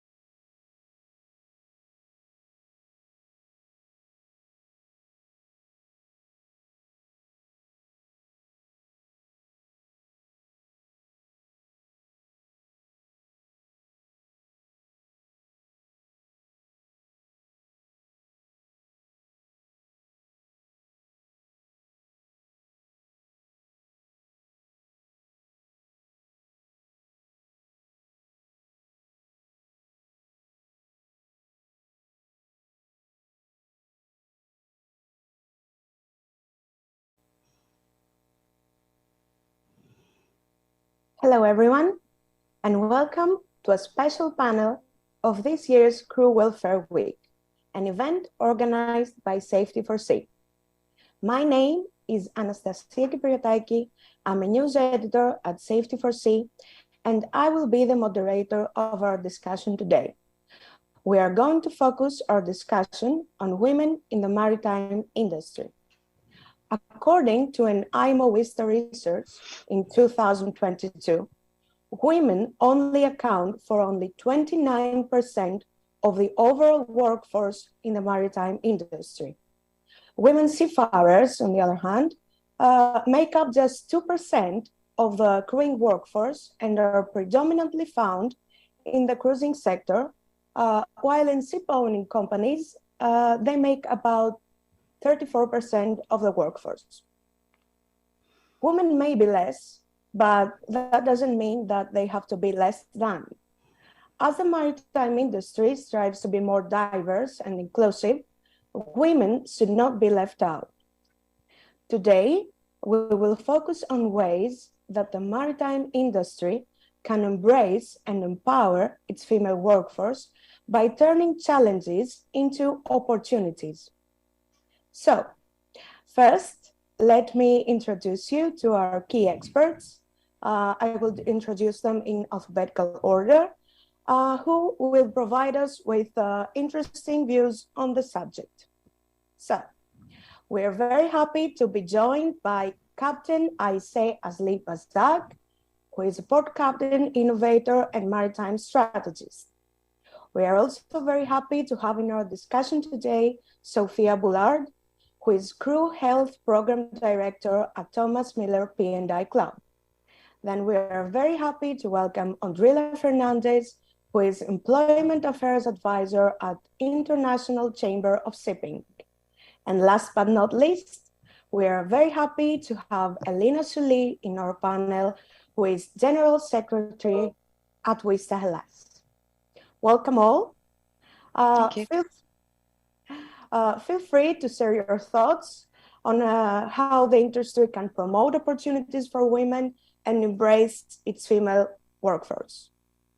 Now, on to the first question. I would like to ask you, what should be the industry's top priorities to achieve the United Nations Sustainable Development Goal number 5 and empower women in the maritime community? Let's start with Andrila. Andrila, what do you think? Hi, thank you for the warm welcome. And according to me, the industry should prioritize equal opportunities for all and focus on training and education to inspire change and empower women. At ICS, we are currently working alongside with ship owners and operators, and we have developed a 3-pillar framework to help create an inclusive employment for shipping. The 3 pillars comprise of the diversity tracker. And what is this? It's basically a survey that was conducted in 2019 that tells us about what exactly the industry needs. And based on that survey, we've created the diversity charter. And this was basically a free tool for companies to go and evaluate where they currently stand in their diversity journey. And this year, we've recently launched a diversity toolkit. So this is a practical toolkit to help companies to be able to go and, to give companies practical tools to go and, solve diversity issues. So as part of the toolkit, we are looking at things like, how inclusive interviews, panel interviews, talking about gender biases, what are the different kind of, so we cover a very vast variety of topics. And I think all these will definitely help with the UN Sustainable Development Goals. Thank you. Thank you very much, Andrila. Now, Elena, we'd like to hear your opinion. Yes, I would say that we have to spread awareness as to the possibilities, the various career opportunities that are out there for women in shipping. And also, when trying to build awareness, there is an action that has recently been launched by the IMO and Vista International. There has been a joint project which has earlier this week actually has won the Diversity and Inclusion Award. And this is the Maritime Speakers Bureau. And this is an initiative calling up all women professionals to register in that bureau based on their experience and their expertise in order to reach out to the industry, and so that we have a big variety of professional women who can participate in the industry panels. So all the conference organizers could have the opportunity to use the list of the International Speakers Bureau and invite female professionals to participate in panels and spread awareness and be a good role model for all women who would like to join the maritime industry. So I think this is a very good action towards sustainability and achievement of the International United Nations goal number 5. Both very refreshing ideas, and we're very glad to hear such initiatives. And then I would like to ask Sophia on the matter. Hi, thank you for inviting me to speak today. I feel very empowered by what my previous peers there have said about the new initiatives in the industry. So I think there is a lot to do. I must admit, when I heard about the initiative that you mentioned there about the UN SDG, it was actually the first time that I'd heard about it. So perhaps that whole project maybe needs to have the profile raised a little bit in the industry. Or perhaps we are doing already our own good work. Mentioned about the ICS diversity toolkit there and the Maritime Speakers Bureau. Actually, I was also going to mention those. We can all do something to help with this this topic, you know, to raise the profile of women, to show by example the roles that we are doing ourselves, and to speak about how we had the journey within the industry, because I think often people don't have a positive example or a role model to look at, and that may put them off of joining. But all the small steps that we're making are still very positive, because this is a long journey towards full balance in the industry. So I think that we have to make what we're doing a living policy and continue for the long term. Thank you very much for your input.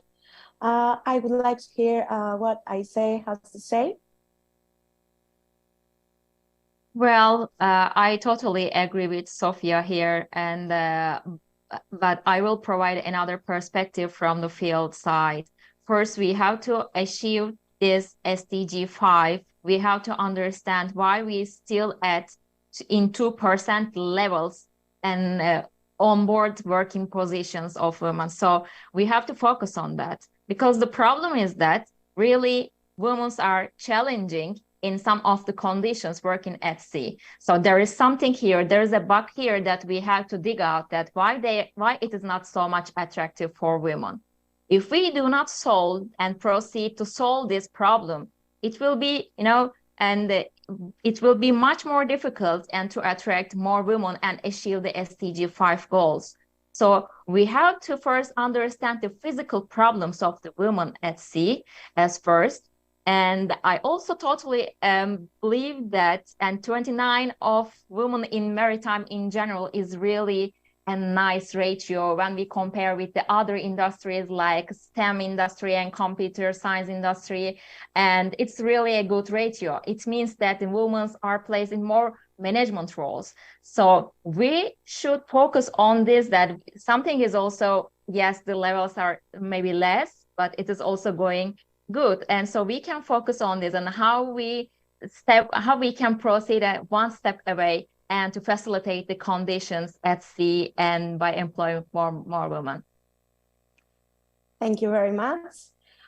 So let's move on to the second question, and which is, what are 3 key things you think are important to succeed as a woman in the maritime industry? I would like to ask Elena first. Thank you. I would say that first of all, young women should not be discouraged by the stereotypes, because we have all grown up, and I can say for our, for our generation as well, that we have grown up with this stereotype. So it's a mindset that needs to be changed, and it will eventually, but it will take some time. So for now, I would say don't be discouraged by stereotypes. Obviously, for whoever works in shipping, that goes for both males and females, hard work, dedication, and perseverance is required. So I would say that this is the second key. And then the third key for young women, I would say that seek guidance and keep focus on the goals, meaning that there's a lot of women in the industry who are professional, they have reached a top level in their position and their expertise. So don't be afraid to seek guidance. And in that respect, I would also like to refer another initiative taken by WeStyleUs, and which is the mentorship program, where we call upon our members to register, and we have also have some volunteers as mentors who have experience, both male and females, who are there for them. And they can learn from experience, and they can grow on the competence and structure their career. So there are some tools available for them, but as long as they're willing to do so, because one of my mottos is that where there is a will, there is a way, and sure that applies for young women. Thank you. Thank you very much. And I would like to ask Sophia next. Okay, it's interesting because three things. I think it's a lot more than three, but but we can start with that. I think the first one for me that came up was self-confidence. I think having confidence in what you do and knowing your job so that it builds the confidence, that really helps. I think when you're faced with a situation where perhaps you're walking into a room and you may only be the only female in the room. Personally, it hasn't really bothered me very much as I grew in my career and got more experience and more confidence in myself. That environment never really bothered me too much. I think resilience is a good one. It's building up your own resilience, but obviously resilience is hard to just aspire to. You need to go through some difficulties sometimes to build on resilience. So I think I can give an example of that. Very early on in my career in previous company, I was told that I shouldn't aspire to do too much because I would never get anywhere. I was a woman, etc., things like that. I just ignored that, and I carried on with my goal to provide for my family, and I had a very good reason to. And I took the job in Thomas Miller, and I found after that there was no problem with being taken seriously and having goals. So that brings me to the last one. I was going to say the last key thing would be the ability to go deaf sometimes, not listen to other people's opinions, but follow your heart. Thank you very much. Thank you. Now, Aise. Well, Sophia, you have ended very, very, very well, actually. Well, I will continue with I totally agree with Elena also, it's stereotypes. So we should focus on that because at the first step, it starts the big challenge and you have to break the biases as first. So you have to adopt yourself a behavior and to break the bias and fight for everything, fighting for getting that job and fighting for applying that job on board. And even that company, that maritime company, never employed women on board their ships. So can you imagine this responsibility of a woman and on the behavioral side? So it's really, really difficult. So first, we are seeing that there's a breaking bias issue, and then after fighting with unconscious bias of the people that we work together. And especially someone who we are all in the maritime industry, we are always working with men. And when you enter in the room or when you enter into the ship and when you attend the ship at the port and you see that everybody is getting surprised about that. And because they never expect a woman that can handle that job, and when they see helmet on your head and your safety shoes and your working suit, so they never imagined it. So we have to try. We always facing the breaking bias issue, so we have to focus on that, because in behavioral side, and we are much more aggressive, not aggressive, assertive, but you know, the unconscious bias makes it so much difficult for understanding. Thank you very much, Aisha. Now, Andrila. Thank you. And I think I agree with all my colleagues that have spoken before me. And throughout my time in the industry, I've been fortunate to meet some really strong, inspirational women who have helped shape the direction of the industry. So at ICS, we have recognized like the issues that women face, and we've created like the women's panel and a diversity panel. And the women's panel specifically discusses the issues that women face in the industry, while the diversity panel talks about like, you know, wider issues. And why we felt it was important to differentiate between these two is because there are other issues that people like, you know, wider diversity issues that people might face that are not going to be covered within the women's panel. So these panels have identified like a couple of issues, but as my colleagues mentioned, overcoming bias is one of the top ones, especially because we are working in a male-dominated industry. And it's important that as females, we remain determined and persevere through different obstacles. Another key thing that was recognized was promoting education and continuous learning. And as IC mentioned before, like especially with STEM, there are lots of opportunities that females can now get into, like, you know, things like naval architecture, marine engineering, maritime law, and stuff like that. And also having good networking and mentorship opportunities. I think Vista is an amazing platform for that brings women from different fields together. So I think these are the three key things that we should be focusing on. Thank you very much. You all mentioned the breaking bias and stereotypes, the importance of this. And I hope that all of you and other women in the industry can become the role models you spoke of and, you know, lead by action. So on to the next question.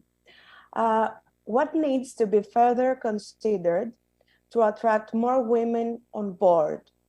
What needs to change to better prepare vessels and crews for more women seafarers?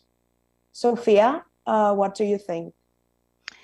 Well, I'm glad that you started with me because I haven't experienced life on board ships, so I'll be honest with that straight away. But I have had 31 years of experience in the industry and heard many accounts from colleagues who have been to sea. I think my take on it all is, aside from aesthetic changes that could be made to the ships, for example, you know, improvement to sleeping arrangements, cabin facilities, etc., and, you know, toiletry facilities on board. There are other things I think that perhaps maybe come first in my mind, and that's just to improve the safety aspect for female seafarers on board, and to ensure that there is no environment where harassment or discrimination of any kind can thrive, because I think that's the first important thing. When I go to work every day, I want to know that I'm safe in my job, that my colleagues respect me, and that you know, that sort of behaviour will not be tolerated. So I think first and foremost that's one issue that I would address: safety and security of individuals on board. Thank you. Thank you very much. That is very true, especially if you consider that some women, or most women, are not even, they don't even have the proper protective equipment. They have men's equipment, and it doesn't fit them properly. Now I would like to hear Aisha. Thank you, Anastasia. I totally agree. I had the same notes with Sophia, totally, because the problem is totally about the conditions of the ships. Some of the ships have common cabins and not separate toilets, bathrooms. So this is a physical problem that we have to solve, because when we look at the smaller ships and older vessels mostly, yes, the new size of the vessels and after the digitalization and the standardization of the constructional standards at sea and of the ships, and we see that it becomes more suitable for women. But this is a big issue where if they are sharing the bathroom or the other toilet and so on. So because this causes an unsafe environment for women, they are facing harassment and sexual harassment and mobbing, and mostly mobbing, as I can give some example from Turkey. And the main issue is the mobbing and the glass ceiling bias. So if I come to the physical conditions, the hygiene of women on board, and we have to dig this out too, because that is another problem. And the last one is the promotion equality standards on the promotion. Because if we compare with the men, there is a big bias on the women, even they have the same talent and they have the same experience. So these are the big barriers on that. Thank you very much. Elena, what is your perspective? Yes, thank you. I fully agree with what my other colleagues just said, but I may add that all this mentality should start from the ship-owning company, because obviously the crew have to be trained before being sent on board, as far as their female colleagues are concerned, in order to have this set of mind. Because if you don't start preparing them before they get on board, then the problem arises, even from the nautical schools. And what we have at least experienced a lot in Greece, and we receive a lot of inquiries for young girls who cannot even find a vessel to do their training contracts. So they are calling us to see whether we can assist them in getting them into position just for the basic training contracts. And we have been visiting the nautical schools, so we can see more and more girls actually being there as a student and be very competent on the top of their class. But then they cannot even get the opportunity to go on board and get into the training. And that comes with the ship-owning companies. Very few are giving the opportunity. There is this perspective that the young girls should either go on the cruise or on the ferry boats, doing a very short trips, and that's obviously very much unfair. It doesn't help gender equality. So I would say that we start a step back from actually on board the vessel, which is obviously very important, but also from the ship-owning companies' end. Thank you. Thank you very much. Thank you. And now, Andrela. Thank you. I completely agree with all of my colleagues, and especially what Alina mentioned. We have definitely taken that into consideration with regards to especially bullying and harassment with the Hips Hopes case that happened in US, and with all the publicity around it, and all the recent issues. I think IMO has fast-tracked their bullying and harassment guidelines to train new seafarers, and they are looking at currently going, and for existing seafarers, they are still going to review that and the new STC process. So I think that's definitely the industry has taken note of this and is working towards it, as well as with regards to providing supportive infrastructure. I completely agree with you. I say that we need to provide appropriate, sanitary facilities, living headquarters for women. And based on that as well, last year in the ILO meeting in Geneva, an amendment was passed with regards to providing appropriate PPE for women. So I think all these points, like the industry is listening to it, and it's a work in progress. Thank you. Thank you very much. And let's hope that this work is realized soon and with safety and all the necessary precautions. So on to the next question. In your view, has the maritime industry developed an attractive working environment for young people to join today? What are the issues to focus on in order to raise the industry's profile to others outside shipping? I would like to ask Andrela. I think this is a very important question, which is debated throughout the industry, and it's definitely a work in progress. According to the 2021 ICS BIMCO record, there is expected a shortfall of around like 90,000 officers by 2026. And I think to address this issue, our main focus should be more on recruitment and retention. And one of the work streams that Just Transition Task Force that ICS is part of is looking at that recruitment and retention. And the things that we'll be looking at as part of that task force would actually be root cause analysis and like how we can share best practices across the industry, and how can we bring global initiatives together to promote the industry and make it attractive make it an attractive choice for people outside the shipping industry. Also, with regards to connectivity, I think is also a key part to, especially for the younger adults, that they want to be connected with people outside. So I think these are the key elements we need to be focusing upon. Thank you very much. Elena, what would you say? Yeah, I would say that the spreading awareness start from an early stage, even from visiting kids at school, at high school, preferably involving also women professionals to spread the news, I would say, to the young generation that the shipping industry provides a variety of careers, and speak about the stereotype that usually it would be only the masculine skills that were required traditionally for somebody to get involved in shipping. That's not the case anymore. And there's a big variety. You don't have to be, either a seafarer or walking ashore. There are so many opportunities right now that people don't know, and I think the variety that shipping could provide in effects of career paths is unique these days, and this is a message that should be passed on to the new generation, and let them think about it, but demonstrate to them that we are talking about an industry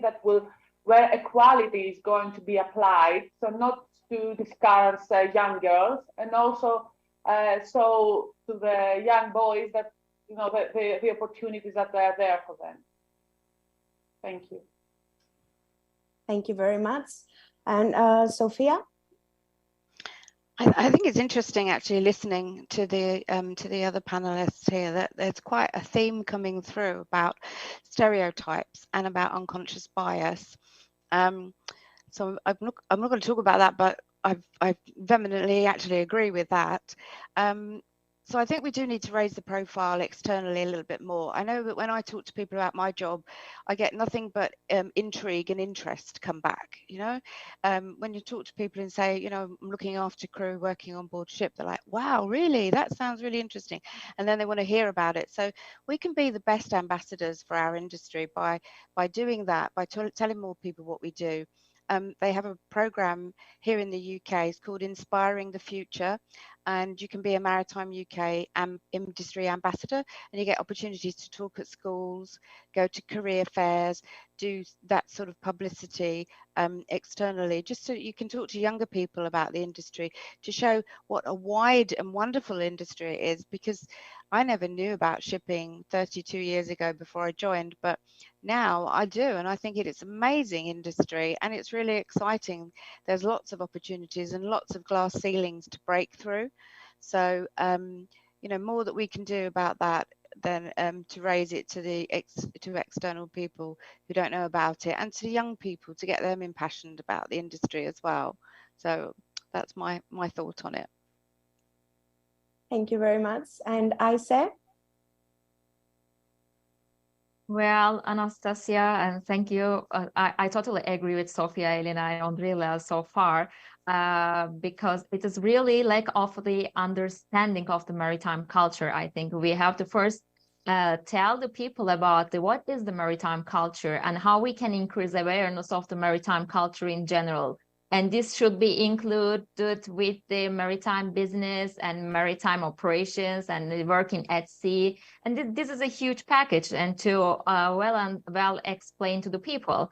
And so that's why I really find it very useful, and to go to high schools especially, and to attract young talents to the maritime industry, especially, and who are eager to choose engineering area, and they can become really good officers or marine engineers, and they can find a very good career at sea. And as coming from someone from a developing country, I can say that our concerns are really, really different. Maritime in general is a very well-paid job. And so this is the main issue that is much more attractive in the developing countries, I can say that. And I also totally agree with the ambassador side, and I think that we are all the ambassadors and going everywhere and representing ourselves and explain our industry and to young talents, young people. And so it is very important, I think, to put the correct ambassadors, because I see also that some of the young people, they are really dismotivated and demotivated about not choosing this job, actually. So that's why we have to focus on well explain and what is the real job at sea or ashore in the maritime industry. Yeah. Thank you very much. And you all mentioned bias and stereotypes and how they stall the spread and the inclusion of women in maritime. And I would like to ask you what other barriers have you identified towards a more diverse and inclusive environment, both on board and ashore? And how can we turn these challenges into opportunities? And I would like Elena to answer. Thank you. I would like to add another aspect by reference to it was the second year this year that the IMO has celebrated on the 18th of May, the International Day of Women in Maritime. And actually what was the theme of this year's celebration was equity as opposed to equality. And that brings another aspect into the whole discussion, that every person has different circumstances and shouldn't be excluded from reaching the same goal. So the industry is under the obligation to provide exact resources and opportunities and needed to reach for all the people to reach an equal outcome. I think that's very important, because we have to recognize that not all people start from the same base. So what is there for us to do and to consider? We have to specifically consider the certain circumstances and work towards them in order to empower every person who wants to get involved in shipping, either ashore or on board, to get involved and give them the tools to actually, follow their dream or focus on their goal. So I think that's one goal that we should all recognize and work towards that. Thank you. Thank you. Thank you very much. And Andrela, what would you say? I think we need to focus on creating more supportive policies and practices to overcome barriers, especially for underrepresented groups. And we can implement more supportive policies and by creating more flexible working arrangements, maybe family-friendly policies and diversity training programs. And this can attract and retain like a big group of like diverse talent. Also, good efforts have been made by IMO with the Women in Maritime program that's in the 32nd year. And it's basically takes women from developing countries and gives them access to high-level technical training. And we also have organizations like the SheO, which is a platform of women that work together And they do something very similar that that builds up females for leadership roles, and and they discuss about different topics as well. Like by doing this, I think we can create a level playing field and a conducive environment that females can actually go and succeed in. And addressing these barriers is, I think, is really key for us to create opportunities. And it requires commitment and collaboration. I think that's very important, that we need to be working together. I think lots of organizations are working in silos, and that no longer can work. So we need to collaborate as an industry together to be able to overcome this. Thank you very much. Collaboration is indeed very important. And I would like to ask Ayse next. Well, it is mostly one of the biggest barriers for women in maritime is glass sailing bias. I can say that even you are working for a shore or working for onboard positions, it doesn't matter that you have to wait for getting that promotion and from your supervisors. So as I said that, as I expressed this in my last speech, I can give, and also another one is that how we can turn this into an opportunity. For example, I will give an example from Turkey, one of the ship owner company, and they were not employing women at sea on board their ships. And what happened next, and one of the ship owners who were giving opportunity for women at sea, and they just became together in one of the meetings. And that ship owner and who is employing women at sea and well expressed and how it is much more effective to employ women and how he is happy working with women at sea. And he is saying that my ships are clean and my ships are maintained. And I really like working with women on board because they are detailedly operated everything. And so this is the main thing that we can focus, and just we can focus on the rumors between ship owners and to get, and it is very easy thing that, and we can turn this into an opportunity and how from not employing to a good employment standard. So I can give an example like this. Thank you very much. A very interesting example. And Sophia? Thank you. I'm glad that you mentioned that, Ayse, because I think one of the things that we can do to break down barriers, whenever I hear the word barrier, I always think of something that I can knock over. But one of the things to break that down is actually to highlight the positives that by having a diverse workforce that you will gain. Women have a lot to offer the industry, every industry. Honesty and innovative thinking, originality, resourcefulness, compassion, excellent people skills. They're just some of the things that I can think of that would add to any workforce. Excuse me, I'm going to cough. So who wouldn't want to employ somebody with all of those lovely transferable skills? Particularly, I think about compassion and excellent people skills. The softer skills are desperately needed by this industry for many areas, with regards to the mental health and well-being of seafarers and other people in the industry. We need some of those softer skills. I don't like the word softer skills actually, but because it seems to sort of put them less importance, but people skills in general, leadership by example, and also caring and nurturing are very important qualities. So you can get those by having a diverse workforce. So that's one of the positive, I think, to highlight. Thank you very much. And you all mentioned some interesting initiatives. I would like to ask you what initiatives related to diversity and inclusion would you like to see in the workplace, both on board and ashore? And I would like to ask Ayse first. Well, I have seen very good examples of the initiatives so far in the industry. One of them is it was 3 years ago that one of the biggest tanker companies, and they opened a ideathon program and to innovate a digital idea and for women on board.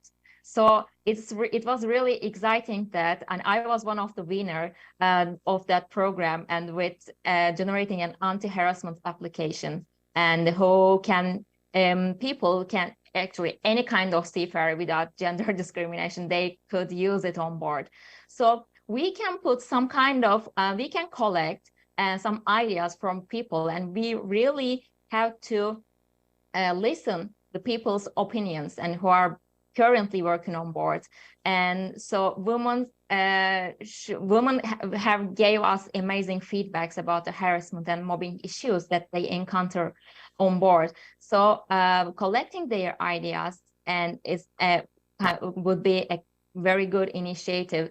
And what I see also specific mentorship programs and specific to the companies, maritime companies, and can be an asset to attract more women and to analyze and their expectations and to support them also. And this is very, we actually need it for encourage them. Thank you very much. Sophia, what do you think? We talked a little bit earlier about the negative aspect of harassment and about the bias. One of the initiatives that I've got really excited about recently is a small charity that's been set up called Safer Waves, and some of you may have heard about this. It's actually there to support seafarers. I think it's open to all gender, but primarily was started for women in shipping, but to deal with harassment. So there's a support structure there for people to go to. And like I have said this, on LinkedIn and online, that it's a shame that we have to have that for anybody, not just for women, but for all workers. They should be equal. But nonetheless, harassment and bullying, etc., exists, and so having support around is very important. Another aspect of that whole initiative of dealing with bullying and harassment is education. Awareness and education is really important. So like we talked about perhaps some programs to educate crew, maybe at nautical schools, cadet academies, etc., that this sort of behaviour is not tolerated, and that there are alternatives in the workplace, and not to be carrying forward that legacy from olden days, perhaps. So I think that there's a lot being done out there if we look for it and we get involved in it. As I say, we need to support these initiatives to make them stronger and more recognised. Thank you very much. And Elena? Thank you. If I may add to what my other co-panelists just mentioned, I would say that we need to have in place robust corporate policies, where it will be amongst all the employees that the female employees should be treated the same way, in the same respect as the male counterparts, and where the HR department should also be involved in order to make sure that the policies are in there. So in case we were talking about harassment or discrimination, the women should know that policies are in place and they are protected, and also not to be afraid to raise a complaint whenever that happens, because sometimes we see that whenever a woman raises a complaint, eventually they say that, oh, it's her fault that this happened amongst a crew of 15 male seafarers, or something along those lines, which is obviously something that has discouraged a lot women from pursuing especially a career at sea. So I would say that going to change the mindset, one aspect of that is of creating very firm corporate policies, which should be communicated to all the employees. Thank you. Thank you very much. And now, Andrela? I think I agree with all my colleagues here, and I think the key messages I've come across are definitely bullying and harassment and creating good training policies. I think also reviewing recruitment and hiring processes is quite key. to promote diversity. And this could include probably having panel interviews, applying blind screening processes, setting diversity goals, and just making sure that job adverts are gender neutral. Also, as you mentioned before, the safety policies are quite essential, that we need to feel that we are safe at work. And this should be done by having at least like the reporting systems that where you feel that you can be able to go and report things and not feel that you're going to be left out or you're doing something wrong. And I think also we need to implement comprehensive diversity training programs, because I think initially at least there was a lack of awareness about the subject, and now so slowly people are getting more and more aware about this. And this can help promote things like empathy, inclusivity, and cultural competence. So I think if we focus on these things, it'll definitely be a safer and much more inclusive place to work in the future. Thank you very much. And Aisha?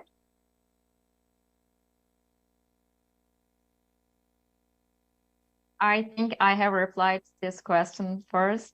Oh, sorry, excuse me, my mistake, sorry. Let's move on to the next question. If you could change one thing that would have an either profound or immediate impact on making a career in shipping more attractive to young men and women, what this would thing be and why? Let's start with Aisha. Thank you, Anastasia. I think, well, it is maybe just like a dream, but I see that many of especially the young talents, they are having some concerns about the hierarchical and traditional structure of shipping industry, especially working on board. Because, it's like that, yes, it is a merchant navy and it should have structure and in positions and so on. But maybe we should include more young talents into decision-making processes. Like if we include them more and if we listen them more and their ideas more, it will be better for them to feel that they are really included in the decision-making process, and rather than choosing a hierarchical and very strict structure. So this is not attractive for young talents currently in 2023. So we see that. So maybe we should behave to them, especially young talents, more inclusive way, and to find new ways and to increase their leadership on board positions. And because it will also increase the safety standards and behavioral safety on board and working on board. We just encourage them and to tell their ideas more and to raise their voice.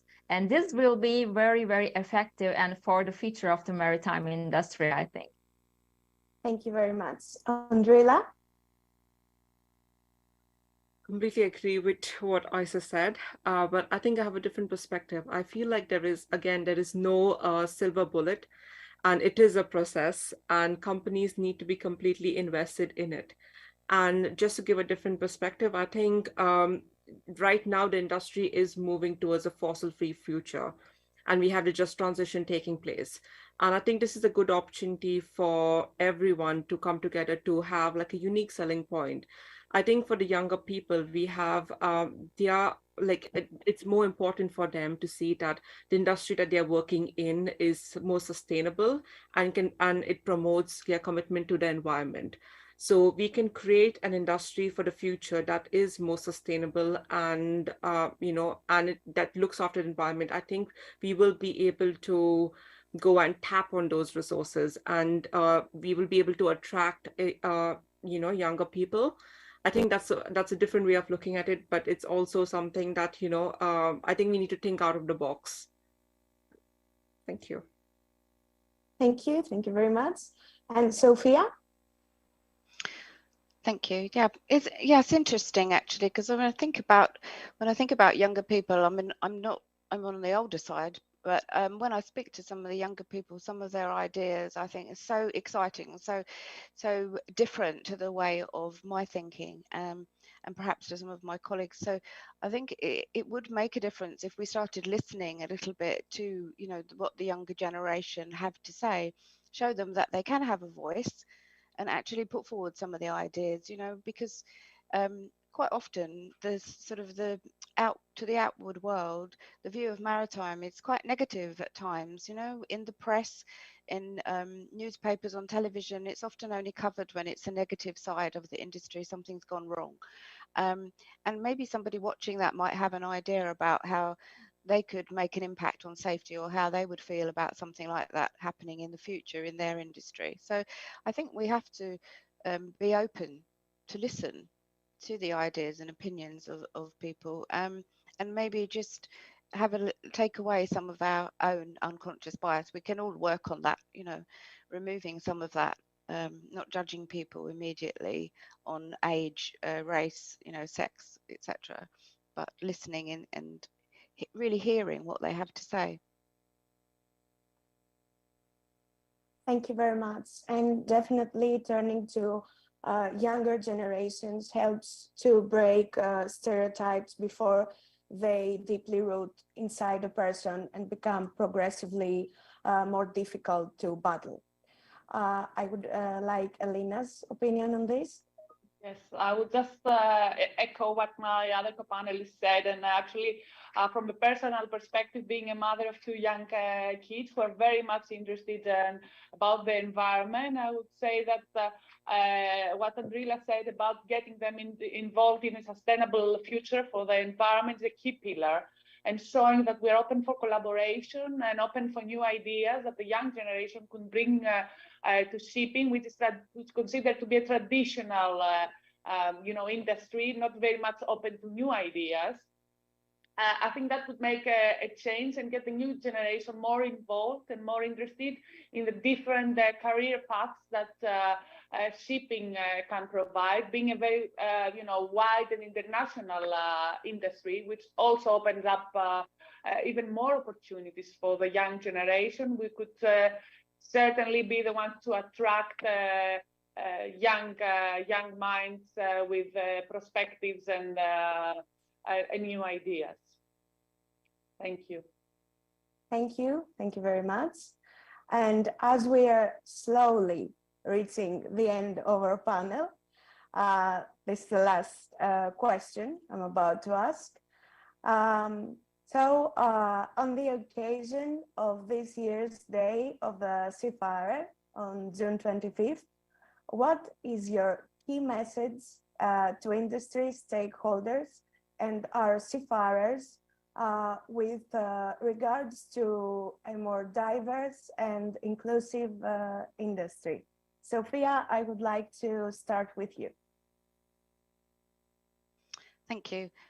Similar to what I've said before about let's open up our industry, let's get more diversity and more variety within it, and let's all celebrate our role in maritime. You know, whatever role it is within this industry, we're doing great. We have a right to be here, absolutely, as women and as, you know, all diverse.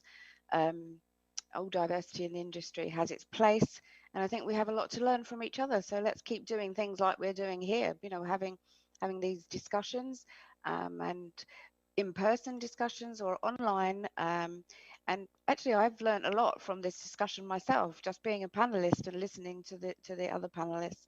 You know, there's always room for more learning in our lives. So yeah, the one takeaway I would just say, let's lead by example, be the change we want to see in our industry, and just, you know, start to empower others in that way. So. Thank you very much. Andrela? I think I would like to reaffirm our commitment to all seafarers to make sure that they are looked after, especially after COVID and the crew change crisis. It's also my hope that in the future that we wouldn't need a separate panel to be talking about women, and there would be equal opportunities for all seafarers, irrespective of their gender, race, ethnicity, or characteristics. I want us to celebrate this day by reaffirming the commitments to building a more diverse and inclusive industry where everyone feels valued and they can be and feels comfortable to share their opinions. I think that's it. Thank you very much. Elena? I'd also like to reflect on the role of seafarers. During COVID, they went through very difficult times, and they had been recognized as key workers. So we should celebrate that. We should always recognize that, irrespective of gender, and just try to work more towards a collaborative environment for all players of the maritime industry, where in a few years there won't be any room to talk about gender equality, and we're talking about only an inclusive environment where through collaboration we could establish a sustainable future for shipping, but also for the whole world as a whole. That's my hope. Thank you. Thank you very much. Ayse? Well, I totally agree to all my colleagues so far, because the things that I will say the same, totally the same. Gender, race, nationality. It does not matter when you are on board sailing on the same ship. So we should focus on that, because everyone is really equal, and we saw this after the COVID. We were at homes and seafarers were at sea, and even it doesn't matter about your gender or another nationality, it doesn't matter. So that's why we have to understand that we have equal standards, and also I would like to give a message to all maritime community, and everyone has a family, and we have to respect each other. Even we are working ashore, even we are working on board, it does not matter. And the ship somehow sails, and so this is my main concern. So let's do not forget that the ship on the air, everyone on the ship is equal, and we are all on the same ship. So that's why we have to respect each other more. Thank you all very much. Your points were most enlightening. Thank you. As much as I enjoyed our conversation, it's time to wrap up the panel. And thank you again for your eye-opening inputs. Let's hope that the industry takes more steps to empower women and promote diversity and break stereotypes and bias, as you mentioned. Conversations like these need to be raised, and women's voices need to be heard. And thank you again. I would also like to thank our viewers for their attention, and everyone watching can stay tuned for more interesting presentations. Thank you very much. Thank you.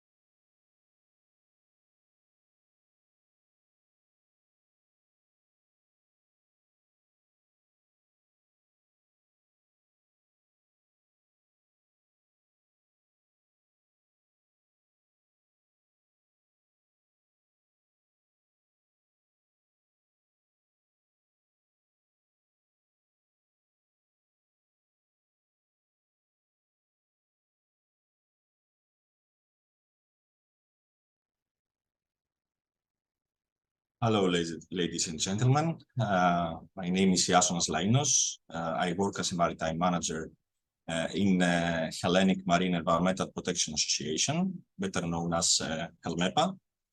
And before I go on with my presentation, I would like to congratulate the organizers for this 3-day webinar on crew welfare. because they are putting the soul of shipping in the front line.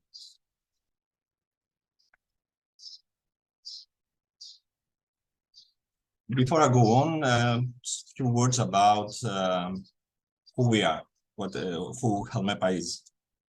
41 years ago, pioneer ship owners and seafarers decided to take action in order to save the seas. So they established a non-profit, non-governmental organization, an association of common thinking of maritime companies and individual seafarers to act as an open platform of voluntarism, collective action, and knowledge sharing. In what aspects? Let's say Helmepa operates in three pillars, let's say. The first one is the aim to enhance safety and environmental awareness on board and to the wider shipping community, aiming to raise the level of the Greek shipping sector. But also the other two pillars is to enhance environmental awareness and voluntarism to the Greek community on the first hand, and to the future of the future generation, the youth of Greece in the second one. Up to date, we are, as a membership status, we have almost half of the vessels, of the Greek-owned vessels, 2,280. Also, our members consist of more than 14,000 seafarers, and also our members are counting more than 300 companies shipping related or as part of the, let's say, maritime shipping cluster. So far, as you can see on the bottom right corner, Helmepa has rallied more than 250,000 volunteers under the goal to save the seas. On the first pillar, as we said before, this is what we are doing, like through the maritime training programs and the accredited bridge simulator that we have in our headquarters. We aim to raise the level of the Greek shipping sector by acting as a knowledge-sharing platform, leaving no one behind. Up to date, we have trained and certified more than 27,000 seafarers, but also shipping industry officers. So, inspired by our long year successful example, international communities of several other countries formed MEPAs, for instance, Cyprus, Turkey, Uruguay, Philippines, United States of America, Ukraine, Nigeria, and Georgia and Panama are also under the way in order to form their own MEPAs, following similar policies and goals, which is actually, we feel that is a really promising sign. So now, what is crew wellness and why is it important? Crew wellness or crew well-being or crew welfare is about, simply enough, having crew personnel happy and content with the life and the working conditions on board. So why is it important for a company or the sector to have crew wellness? Because you keep, let's say, experienced and capable and trained personnel operating at sea for longer, not for like 5 or 10 years, but maybe 15 and 20, which is really important efficiently wise. Also, we all know that globally the shipping sector is missing a lot of, let's say, human personnel in order to man the ships, the vessels. So you attract new talent. If they're happy enough, it's easier to attract new talent and be more competitive with the other shore sectors, let's say. So financial wise, you know, in every transaction, there are some laws of demand and supply. That's how, you balance. If you have happy people working for you, you will have a lot of supply in order to cover your demand. So the wages, let's say the financing part of the operational costs, could be kept in check. Also, you attract and retain a lot of crew personnel committed to your company, which is something really important because you, as a company, you keep your people committed, and you don't have to train them a lot. And also, there is everybody knows the trend that happy personnel tend to follow procedures and rules and regulations better, and also they are easier to be trained. When we're hearing about crew wellness, we're hearing a lot of many times that it's all about crew fatigue and mental health, let's say, of the crew. We believe here at Helmepa that is much more than that. We believe that the factors affecting crew wellness cover all the ESG spectrum. For instance, environmental factors could be as a crew who is environmentally aware and sensitive and is working in a company that disrespects environmental requirements. Of course, that will affect his happiness, his crew wellness. Also, he will have concerns about that pollution and how that might impact his own health. But also, he will live under a constant fear and stress for post-state control inspections, and how would probably affect him or her legally.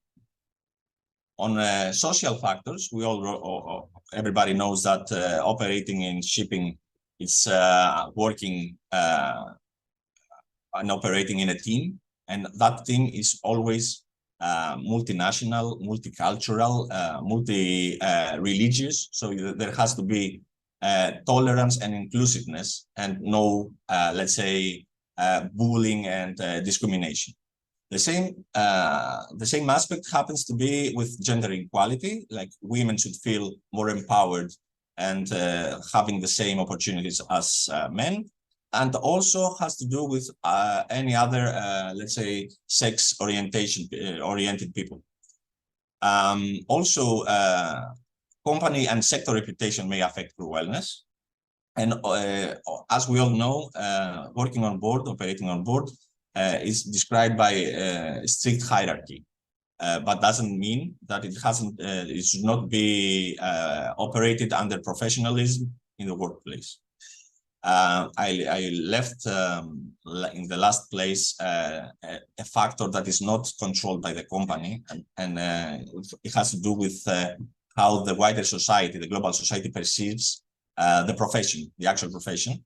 And we all understood what happened during the COVID period, when, and correctly, all the global society feels that the medical personnel were heroes, saving lives, but they don't realize that seafarers were also heroes, taking a lot of scars and burden during the pandemic in order to allow other people to operate and save lives.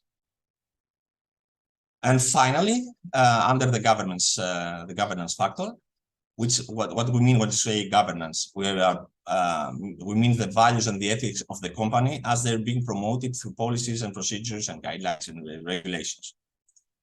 So we have to eradicate blame culture. We have to balance the fatigue on board and the workload, the extreme workload.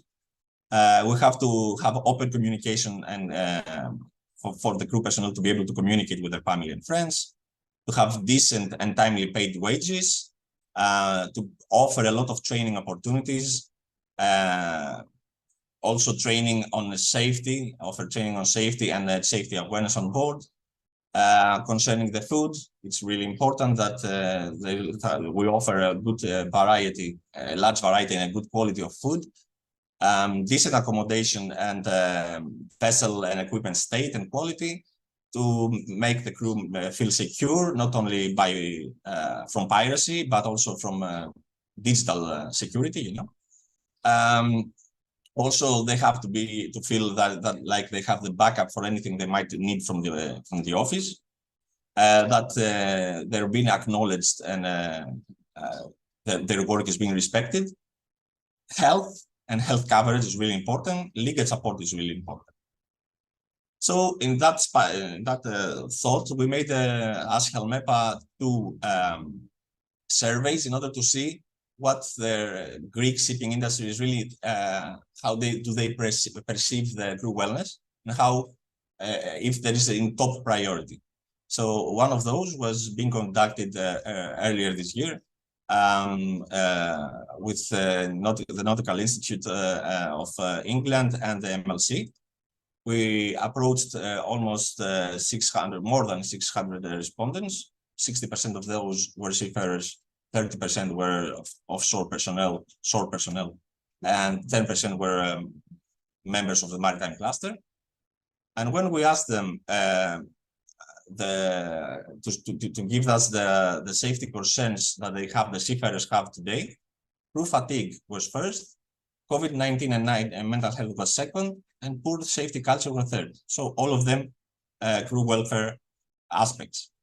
When we asked them what are their concerns on the emerging trends in shipping, a lot of workload and responsibilities due to the regulation first, the problems that arose from the pandemic crisis second, and the fact that they have to have a lot of qualifications and training due to the new regulations. All of those crew wellness aspects. And on the last question, what's the most what do you feel the most important gaps that you have in training? Health and safety was first, and according to the seafarers, crew wellness was fourth. But according to the seaside personnel, to the office personnel, crew wellness was second, which is a really good indication. Second similar survey that we made in order to create a better schedule for our annual training program. It was addressed only to high-level office personnel. And look, when they have to choose about thematics of training that we should offer to our members, with a really high score, and in first place, it was human element and crew well-being. So we're very happy that everybody realizes how important it is to raise awareness on crew wellness. And then we as Helmepa, we are also contributing, or we feel that we are contributed towards to raise awareness on crew welfare through our co-funding programs. We're running a program called C4C for gender empowerment, for women empowerment in the marine sector, in maritime sector, enhancing maritime safety culture program to enhance safety, which is also an aspect as we saw before. A program to attract new talent and new people, and to let's say advertise the shipping sector altogether. Also, we have training programs specified in well-being, but all the other aspects that covers the crew well-being aspect. And also, as an organization, we're actively promoting constantly, not only seafarers, but also shipping importance through the national and international foreign communities that we attend. Also, we are active in sharing knowledge and the best practices between our members, so everybody would understand how to operate efficiently and best.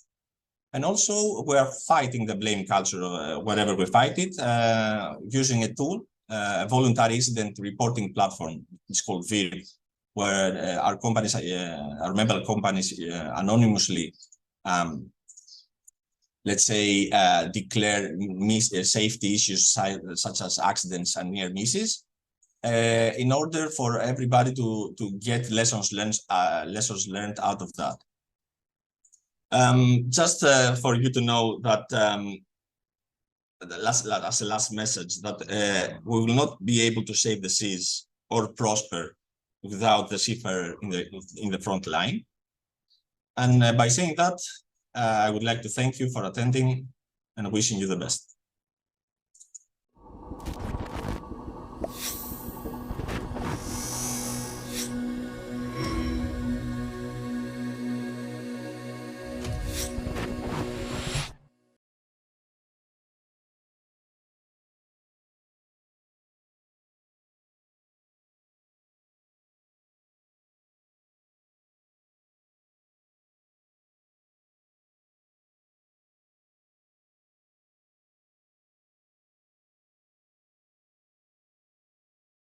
Good day. I'm Penelope Robotis, Chief Officer for Recruitment and Assessment Services at Ahmet. I welcome you to my presentation, Navigating the Challenges of a Multi-Generational Crew. In a rapidly changing world, the maritime industry faces a series of challenges, including geopolitical tensions, economic crisis, environmental regulations, new digital technologies, and workforce shortages, all critical issues that can potentially impact the industry. The pandemic has given rise to another important issue, that of human sustainability and the need for implementing strategies to tackle issues such as diversity, equity, and inclusion, attracting and retaining talent, and most importantly, employee health and well-being. Crew welfare refers to the overall quality of life of seafarers and includes their physical, mental, emotional, and social health that may be impacted by various risk factors. Recognizing the importance of crew welfare, maritime organizations systematically address issues relevant to well-being by taking actions to ensure seafarers' well-being. But before we move on to the next slide, let's take a brief look at what those key elements are. Key elements of crew welfare include the physical conditions, health and safety, mental well-being, communication, social relations, and career training and development. And companies are providing clean, safe, comfortable accommodation aboard or safety measures and providing proper medical care, promoting well-being activities, or providing internet services on board for regular contact with family and friends, and promoting activities for social interaction and recreation, or offering opportunities for trainings and career development. All actions aim to attending the needs for crew welfare. However, we are all aware that there are significant risks, all of which can take a toll on seafarers' well-being, and that is not an exhaustive list, but may include long periods away from home, social isolation, lack of shore leave, poor physical conditions on some vessels, long working hours or demanding workloads, and high risk for accidents and incidents, and of course, environmental risk factors like noise, vibration, rough weather condition, exposure to hazardous substances, and finally, piracy dangers. One last risk factor involves the multinational and multi-generational crews. And now this last risk factor presents a new set of challenges for shipping companies as they navigate through the challenges of a diversified workforce where the days of one-size-fits-all management are long gone. Organizations need to understand that the existing cultural and generational differences in order to foster an inclusive organizational climate and leverage the differences that emerge in communication, decision-making, and task work approach styles. These differences constitute risk factors that can lead to anxiety, misunderstandings, and conflicts in the workplace, and potentially compromising crew welfare. When it comes to crew welfare, we need to dive a little deeper into these key elements discussed earlier on crew welfare and address potential risk factors that may operate in terms of communication style, leadership styles, work ethic, recognition and feedback, diversity, and environmental sustainability, key areas for human sustainability. Now, having evaluated over 5,000 candidate profiles the past 5 years working with IMEC, one topic that has captured my attention is how do generational and cultural differences impact social interactions and communication in the workplace. I am convinced that an understanding of the values, the attitudes, the work styles of the different generations can provide us with valuable information when implementing strategies and policies to address crew welfare and creating a positive work environment for all members. For purposes of this presentation, I have grouped the 4 different generations into 2 categories: Generation Y, Generation Z, and Generation X, and the baby boomers, and have outlined some of the preferences and values or attitudes in terms of communication, leadership and authority, work ethic, recognition, diversity, and environmental.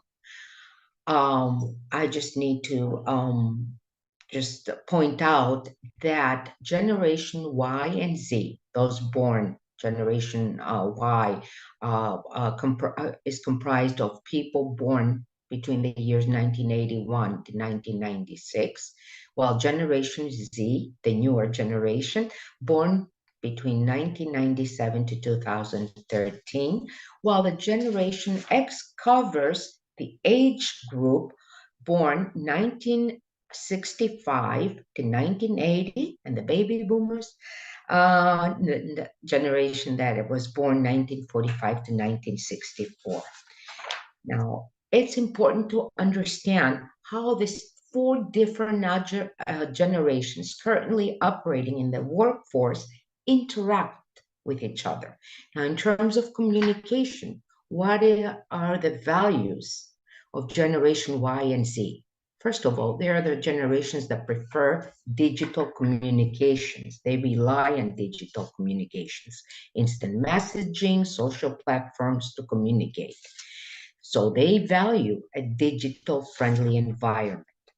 In terms of generation, contrary to Generation X and the baby boomers, who prefer more traditional forms of communication, like phone calls or face-to-face communication.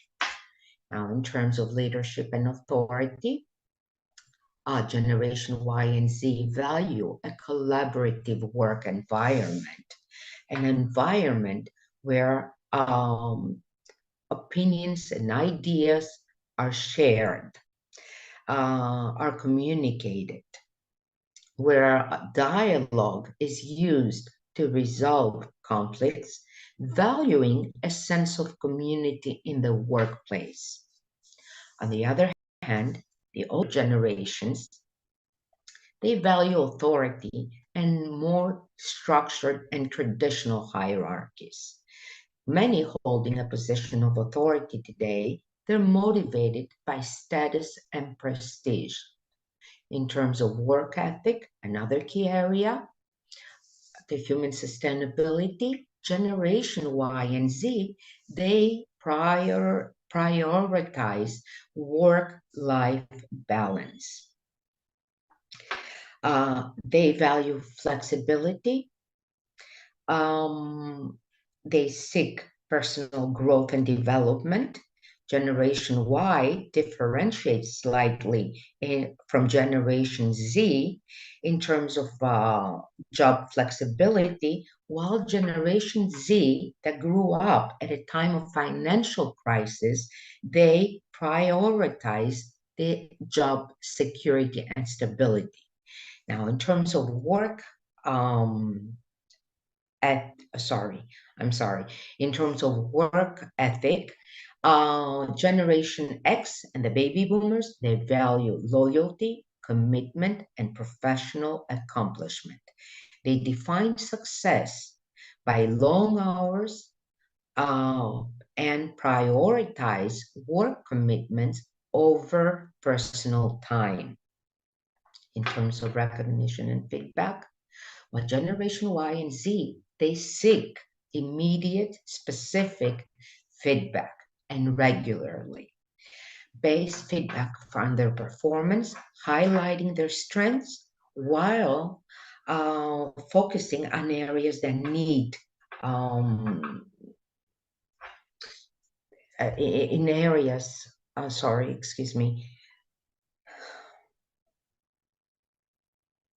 that need improvement. Now, in terms of Generation X and the baby boomers, here the focus is less on immediate feedback and more on recognition based on long-term results. Now, in the key area of diversity and inclusion, Generation Y and Z, they appreciate a work environment where different perspectives are respected and valued. They choose work environments where different perspectives, as I said, are respected, valued, and provide a space for idea sharing. In terms of Generation X and the baby boomers, diversity and inclusion is respected, but stereotypes and biases may still operate covertly. Now, when we come to the last key factor, environmental sustainability, Generation Y and Generation Z are committed to environmental sustainability and corporate responsibility, often choosing to work with companies with values that align with their own. Generation X may recognize the importance of environmental sustainability and corporate responsibility, but are not completely immersed in it. A systemic approach, as we see, may be required in order to better understand potential risks that may exist to crew welfare, since this is the first time in history where we have a melting pot of 5 different generations at best interacting in the workplace. And it may be worthwhile investigating into understanding and taking measures to promote a healthy work environment for all, because differences that stem from generational or cultural differences can lead to biases, stereotypes, and misperception that foster a climate of conflict, misunderstanding, and frustrations, creating a red zone in the workplace.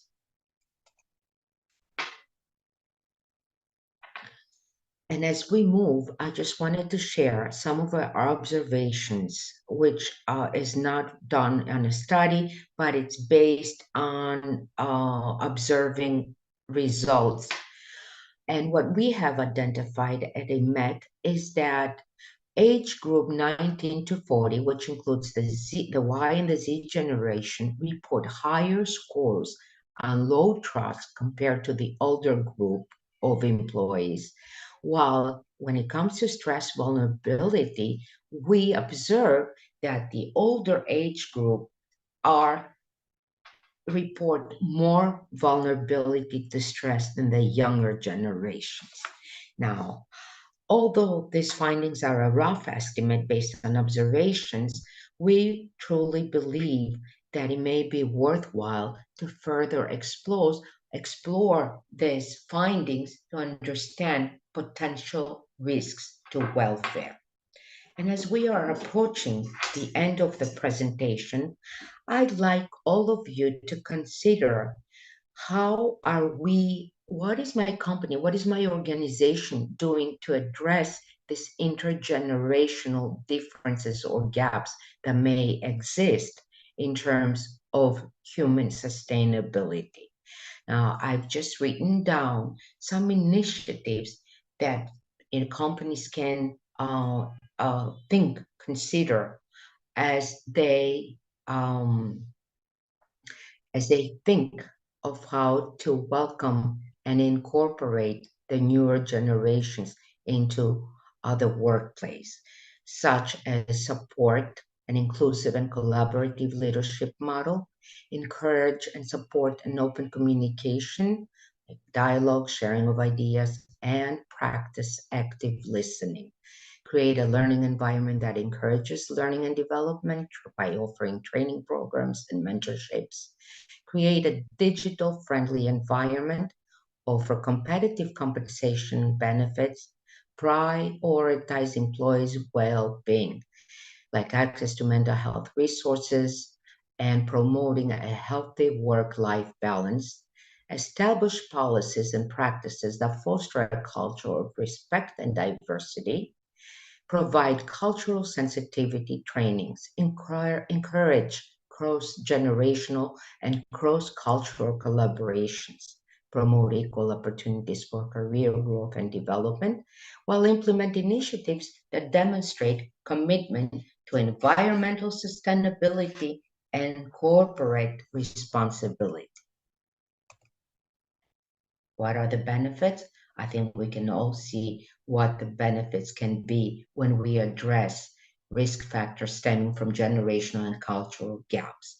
Improved communication, improved teamwork, increased employee engagement, increased performance, improved work culture, and above all, decreased risks to crew welfare. In conclusion, while occupational hazards are inherent to the job of seafaring, therefore it is easier to address and take action to minimize associated risks with these risk factors. We need to systematically explore, analyze factors that may covertly interact and negatively impact crew welfare. Multicultural and multi-generational factors may constitute risk factors that we need to identify and address in order to create a positive work culture for all crew members.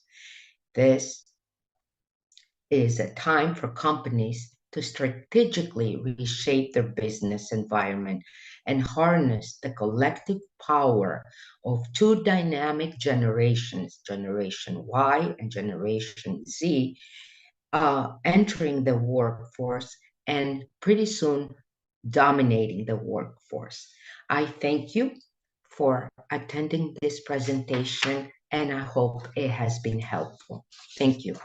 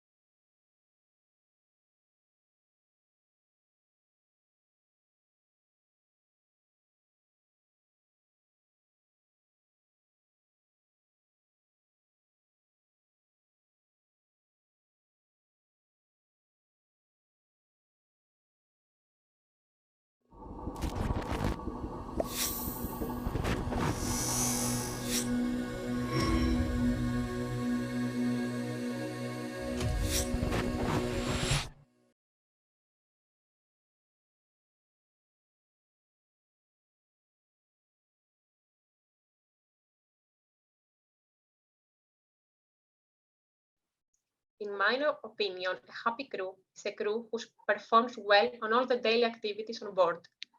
For that to happen, we need healthy seafarers physically and mentally. We can easily understand when the climate on board is good, and some of the factors that contribute in this are: first, a safe environment where the safety procedures will be followed without inspection. Second, the unlimited and free internet and the easy contact with family and friends. Third, sufficient rest hours and good conditions on board, including food and gym. Fourth, an environment where your work is being appreciated. And fifth, timely sign-off. Seafarers also make plans, and the uncertainty disembarkation creates additional anxiety. So, a happy crew, you can identify it by, you can see actually that they want to be on board. They communicate well with each other. There is a positive conflict resolution.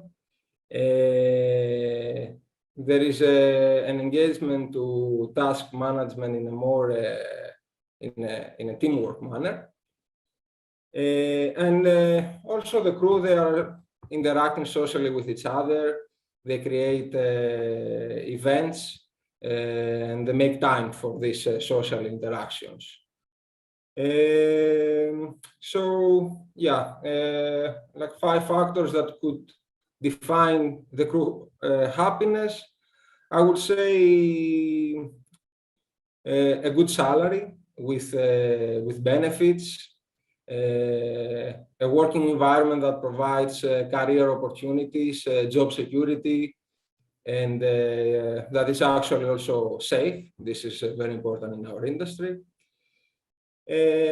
Nowadays, connectivity also it plays a major part, especially internet connection.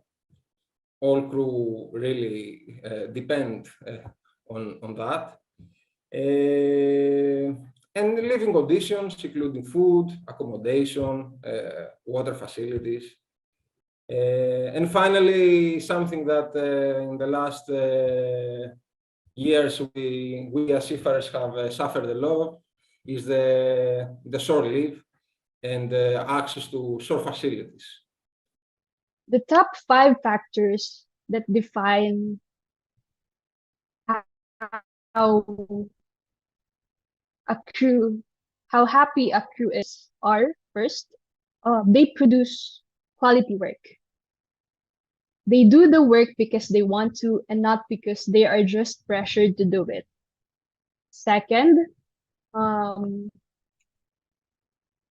they are not thinking about the duration of their contract, and they even want to extend their stay on board. Third, they can voice out freely their opinions and suggestions regardless of the rank because they feel that it is safe to do so. Fourth, they are proud to tell their stories in terms of work and their crew relationship on board. They are proud of their company and the ship they belong to. And lastly, they are always smiling. They have this positive outlook on work and life. It looks like this. My shipmates and I sharing a laugh and stories, like as if we haven't seen each other for a long time or have not been working on board for the past 6 months. My captain, with his vast experience, correctly pointed out that the quality of life on board rises and falls depending on the crew member. We've discussed this at length and we came up with these 5 factors. The topmost being culture, be it safety and learning culture, food and living conditions, salary, shore leave, internet. Take one of this and happiness erodes. All right, well, to start with, I would say a happy crew is motivated, satisfied, confident, relaxed, effective, and also productive. And they feel part of a team which contribute towards a common goal, a shared purpose, and they're high on morale, so they contribute towards a positive culture on board. They respect and embrace diversity. That's they look out and support one another. And they also feel valued and respected, and I would say inspired as well. And above all, they're physically and mentally well. Now, the top 5 factors that define crew happiness, I would say important first is a good work-life balance on board. And this is preferable with shorter contracts and regular rotations of the crew, as we have seen that prolonged contracts that tend to dip the efficiency, morale, and the well-being of the crew, and it's not very productive. So I think the way forward is shorter contracts, regular rotation of the crew. That plays a key role in the crew happiness. Timely reliefs is important. Secondly, I would say effective leadership on board. That's very important. The master and senior officers, they have a key role, to motivate their crew and to also to promote a positive work culture on board, and more importantly, social environment on board. So interdepartmental relationships are also very important, play a key factor here in terms of crew happiness on board. Third, I would say in this era of connectivity, in this era of communications, it's very important to have a decent connectivity on board so that the seafarers can keep in touch with their families, loved ones back home, and also in touch with their social circles, like what the shore peers have access to, and they don't feel left out once they're on board or cut out, from the world. So that is very important, especially in today's scenario. How is it? Fourthly, I would say the crew needs to feel that they're treated with respect and dignity, and their rights are respected. And there needs to be an open communication so that the seafarers can voice their concerns, to the company without fear of being blacklisted, or I would say a fear of a job loss. So this is again important. Once they have that freedom, yes, this adds up to the crew happiness. They feel more involved, they feel more inspired, and they would like to improve how things are.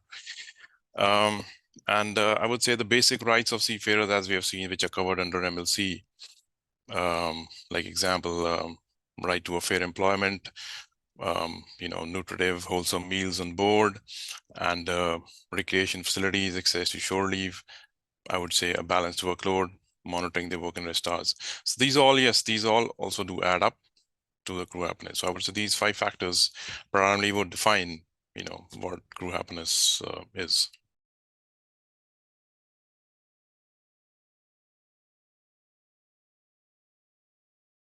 The living conditions on board have been improved within past years. However, there is room for improvement in the onboard lives of seafarers. Especially during COVID period, we had seen many cases which crew members had created serious issues due to poor mental well-being. Therefore, in my opinion, the shipping industry should focus more to the seafarers' mental health and place as priority to reduce the stigma. It is important to have knowledge how to recognize and identify the signals of poor mental health. Thus, more emphasis should be given to communication and connectivity, as well as easy access to professional help. In addition, the COVID pandemic intensified the problem seafarers face with the shore leave. The impact of lack of shore leave has far-reaching consequences that had a dramatic effect on the mental health. The maritime industry should ensure that there is available time and facilities to grant shore leave for seafarers. The industry must do its part, listen to seafarers, and act upon the concerns.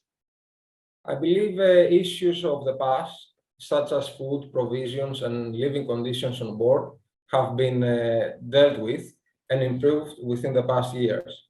Nevertheless, efforts towards continued improvement is essential in order to follow the global standards and not left behind. Finally, I believe shipping industry key players should focus on improving connectivity and providing shorter period contracts, which in my opinion will attract younger generations that value more those benefits than others. The shipping industry should place seafarers' mental health as a key priority in its agenda. We should talk about it more so that more people can acknowledge it and put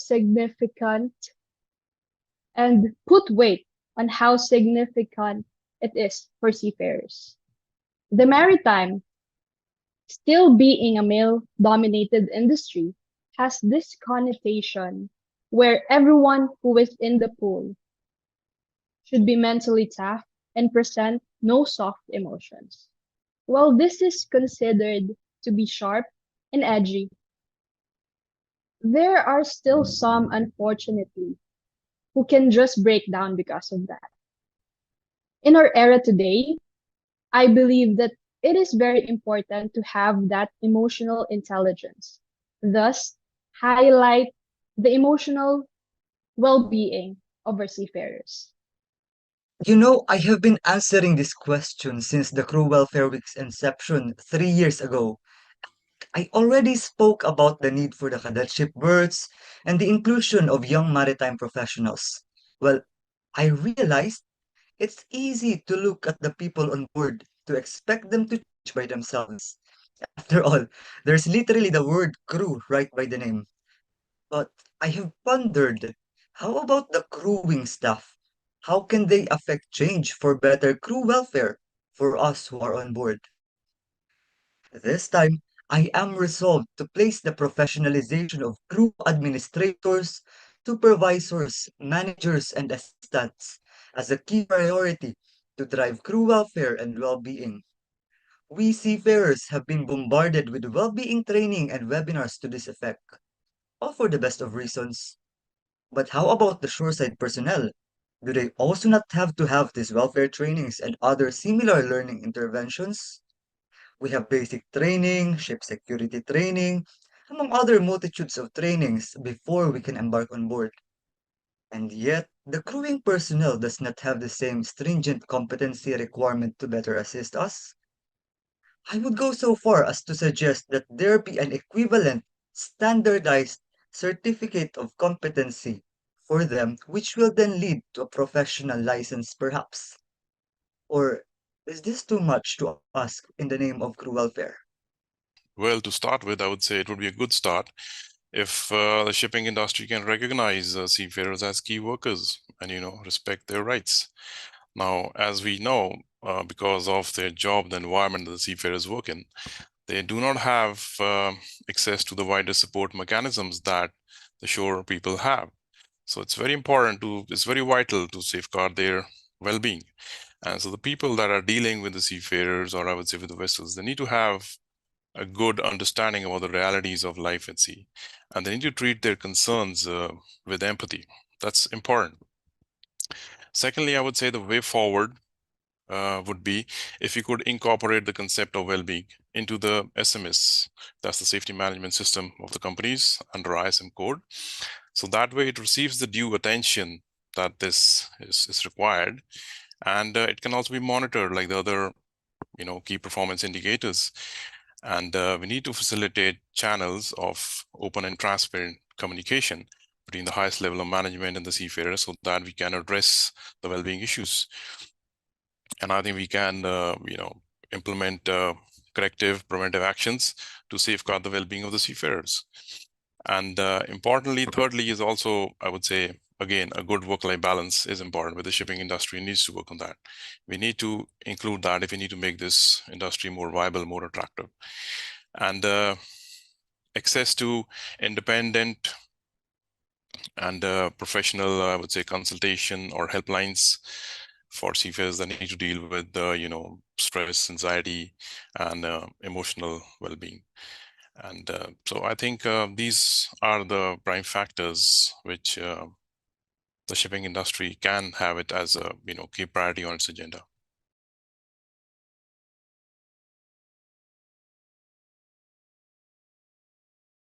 Many campaigns have been initiated to attract more men and women to join the profession, and it is a very good start.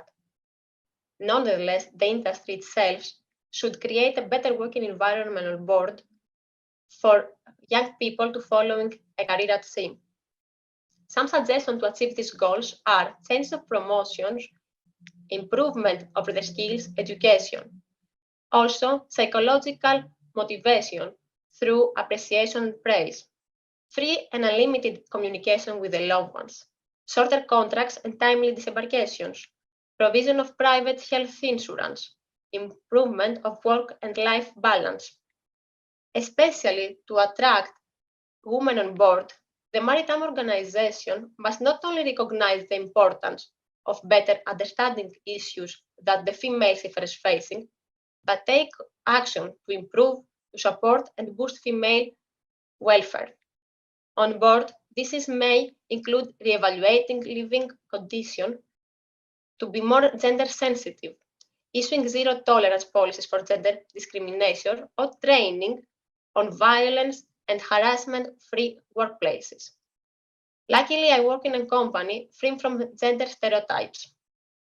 In marine gas, there are plenty female seafarers that work as masters, chief officers, chief engineers, and the company promote the female seafarers.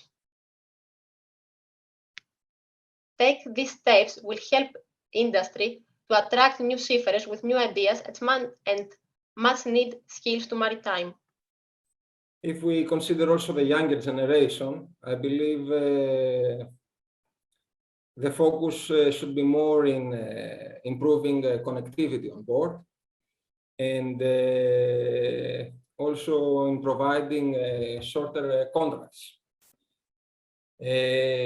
Issues that seafarers faced in the previous times, such as accommodation, food, and water, for example. I believe we are in a very good level. Now, in my opinion, I believe the focus should be more in providing crew with good internet connection, and also reducing the contracts. That will make also the new generation, it will provide an additional incentive for the new generation to join the shipping world. 3 things: career development, proper planning, and making it a safe space. Career development in a sense where there is a proper and just system for their sea career progression, also including the possible work opportunities once they decided to work on land. Proper planning in a sense where there is a balance between their contract duration on board and their vacation on land. And lastly, making it a safe space. Continue eliminating bullying and harassment. We cannot turn a blind eye to this. Although the numbers are small, this still tells us that there are still instances. Now, in statistics, how small is too big? As for me, although it is 0.1%, 0.01%, it is still very alarming because this tells us that there is still someone who is suffering. We will circle back to improving the 5 factors, but I've recently been informed that a colleague of mine left a company where he was a store employee. I can say that he is remunerated well, has a career path laid out for him, and yet he still left. This got me wondering, why? Upon later scrutiny, I realized that wages are not everything if the culture in the company and the value you hold do not coincide. That is why I placed culture as the top most important. Improving the learning, safety, and how you treat your subordinates, superiors, and equals may perhaps help us attract men and women on board. Also, an increased drive in technology will also open up opportunities. Yes, so I think if we need to attract more women and men into seafaring, we need to firstly, this should seem as an attractive career option compared to the other career options that people have. So it should appeal to them that, yes, this is a career I can have a career in this, and it doesn't have to be short-lived. You have to guide them through about the career path. What are the opportunities available? Maybe let's say post your seafaring phase, and so what are the opportunities available in shipping? And importantly, we need to, I think, we need to address this issue in the public domain about shipping, because sadly, very few people, I would say, know about the importance of shipping, how it works, how it's important to the world trade. So there's a lack of, I would say, awareness about this field. I would say shipping, and then primarily about seafaring, very few people know. They just have a very vague opinion about it, as they see in the movies and all. But I think the industry needs to work more upon that. They need to create awareness about the career at sea and what is it like, how fruitful is it, and how people can achieve their goals ahead in life, and can also move on further after seafaring. So that's important. And secondly, I think the industry needs to work upon the image of shipping, which acts as a deterrent for people joining this. Example, people feel that people are staying on board for longer periods of time, and that's detrimental for their health, well-being. So that needs to be looked into. So the way forward is, I would say, a good work-life balance, which has to be advocated, has to be, we have to show that's how it is. And also there's, as we are noticing, there's a widespread, issue of criminalization of seafarers, as we see currently. But that's also not a very, it doesn't reflect very good upon the industry. And seafarers should not feel that they're being made scapegoats if an incident happens. They deserve a fair trial. And we need to look into, not only the active failures, also maybe the latent factors which could go up to the organization, maybe any systemic changes that need to be implemented. So not just blame it on the seafarers. It should be a no blame culture. So I think once we work on these things, we create the awareness, and we can look upon, the downside of shipping that people are scared about. We work on that, and we show the people that it's a decent career. You have, you can progress ahead in your life. So definitely people will be attracted. And I think the intention should be to attract, maybe I would say, okay, the brightest and the best, and not just people who are, like, say, desperate to earn a livelihood, and they feel shipping is the way that, I need to go there on some money. So I think we need to work on this well-being issues, and we need to invest in that. So it is important.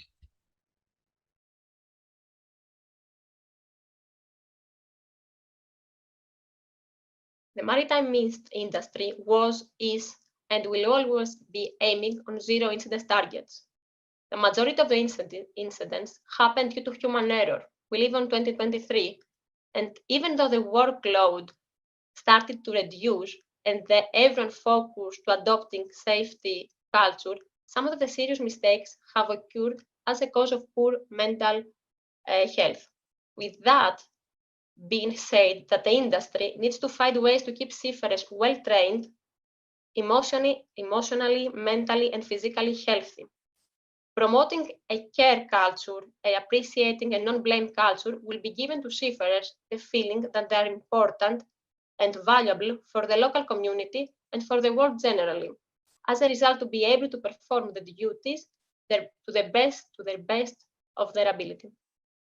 I believe the shipping industry should realize that the seafarers play a crucial part in the global supply chain, and formulate policies, rules, and regulations in a more human, seafarer-centered manner. It's important for the key players of the shipping industry, such as association, ports, charters, and regulators, collaborate and implement initiatives that will prioritize the well-being of the seafarers.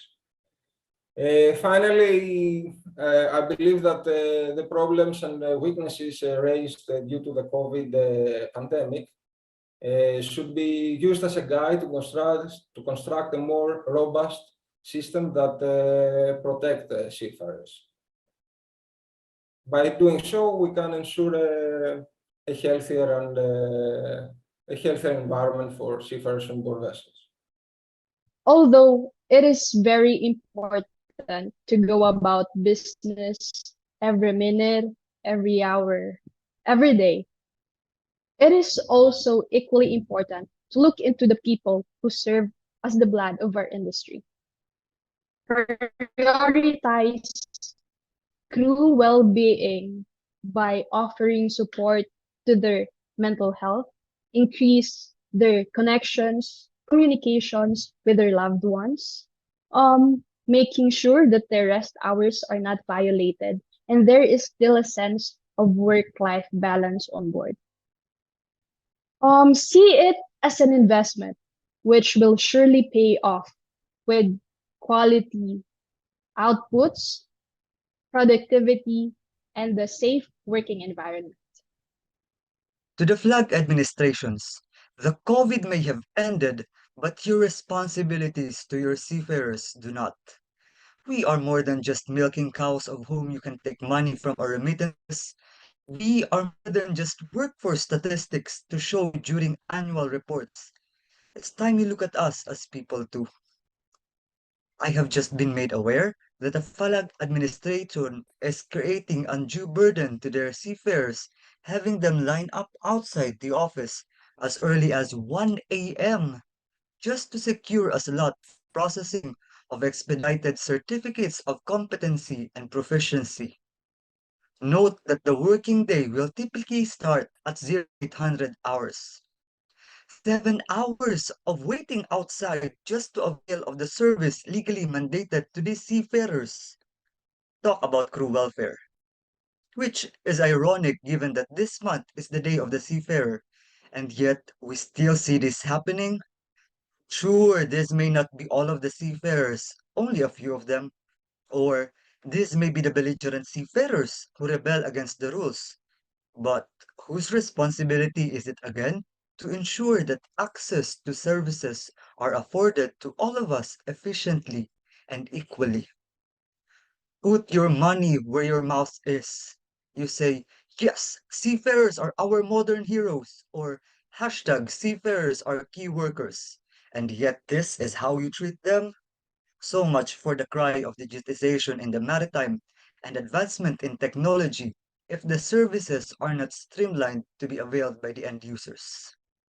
Well, to start with, I would say for the regulators, now MLC 2006 has been a welcome step. It's standardized the seafarers' basic rights. It set up a level playing field for the seafarers' basic rights. But however, it did not capture the well-being of the seafarers in its entirety. And there is scope of further improvement in MLC, and I believe we should see that in the future. We need to work upon that. So I think we need to introduce some amendments in MLC, because we found during the pandemic that MLC, I would say, failed to safeguard the well-being of the seafarers on board. So there is progress for improvement. We need to work upon that. And I would say to the charterers, ports, as we witnessed during the pandemic, there were a lot of crew changes were impacted. Seafarers could not get down. It's detrimental for their well-being. And so I think we need to recognize there was a lot of call to recognize seafarers as key workers, but sadly, we have not really made much progress in that side. And I think the industry cannot continue to ignore, the well-being of the seafarers. We need to respect their rights. Don't treat them just as a necessary and an indispensable workforce. So there are people, we need to treat their matters in a more humane manner. So I think that's important, because they are, end of the day, an employer has got a duty of care towards its employees.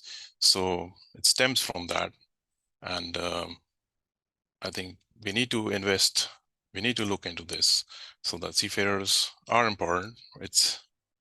And I would say, lastly, we have seen there's been some improvement in ship designs, which is reducing noise and vibration on the ships. This is a welcome change, because these all factors do add up. They add up for to the well-being of the crew. So I would say that would be a few points from my side.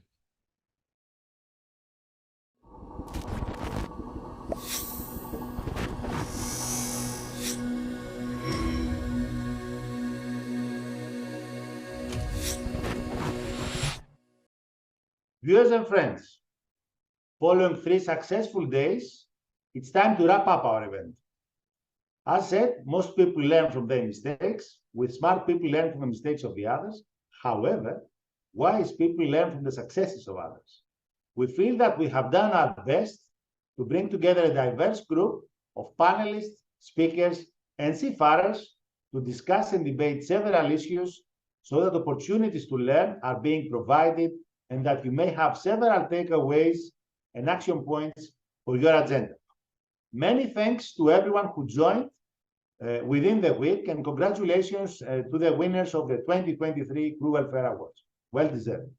As usual, the feed will stay online and will further be available through our YouTube channel, the crewwelfare.com, and of course, safetyforsea.com. As stated, this is a large-scale event accommodating 18 hours of content, more than 80 speakers representing a number of nations across the globe. I would like to take the opportunity and thank all our team involved in the planning, production, and delivery of the event, as well as the speakers, the panelists, the sponsors, and the supporters for their support and commitment towards the objectives of the event. We wouldn't have such an event without you, without them.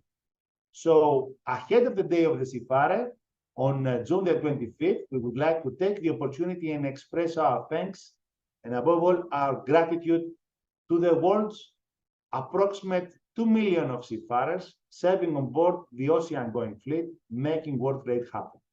The message of the event is loud and clear. Collaboration is the new fuel, and the time to act is now. We need to join forces for supporting our seafarers and providing them with the best possible environment in able to be living and working at sea. Remember that individually we are one drop, but together we are an ocean. And we won't have shipping without seafarers. So here at Safety for Sea, we hold a promise to honor them daily. Finally, we look forward seeing you in one of our future events by the end of the year. We'll be having in-person events in London, Athens, Singapore, and Manila. And shortly, we will be announcing the 2024 calendar of events for your planning arrangements. So thank you all for being tuned and attending this event. And we look forward to seeing you in one of our future events. Till then, stay tuned at safetyforsea.com for more events and updates on crew welfare. Thank you.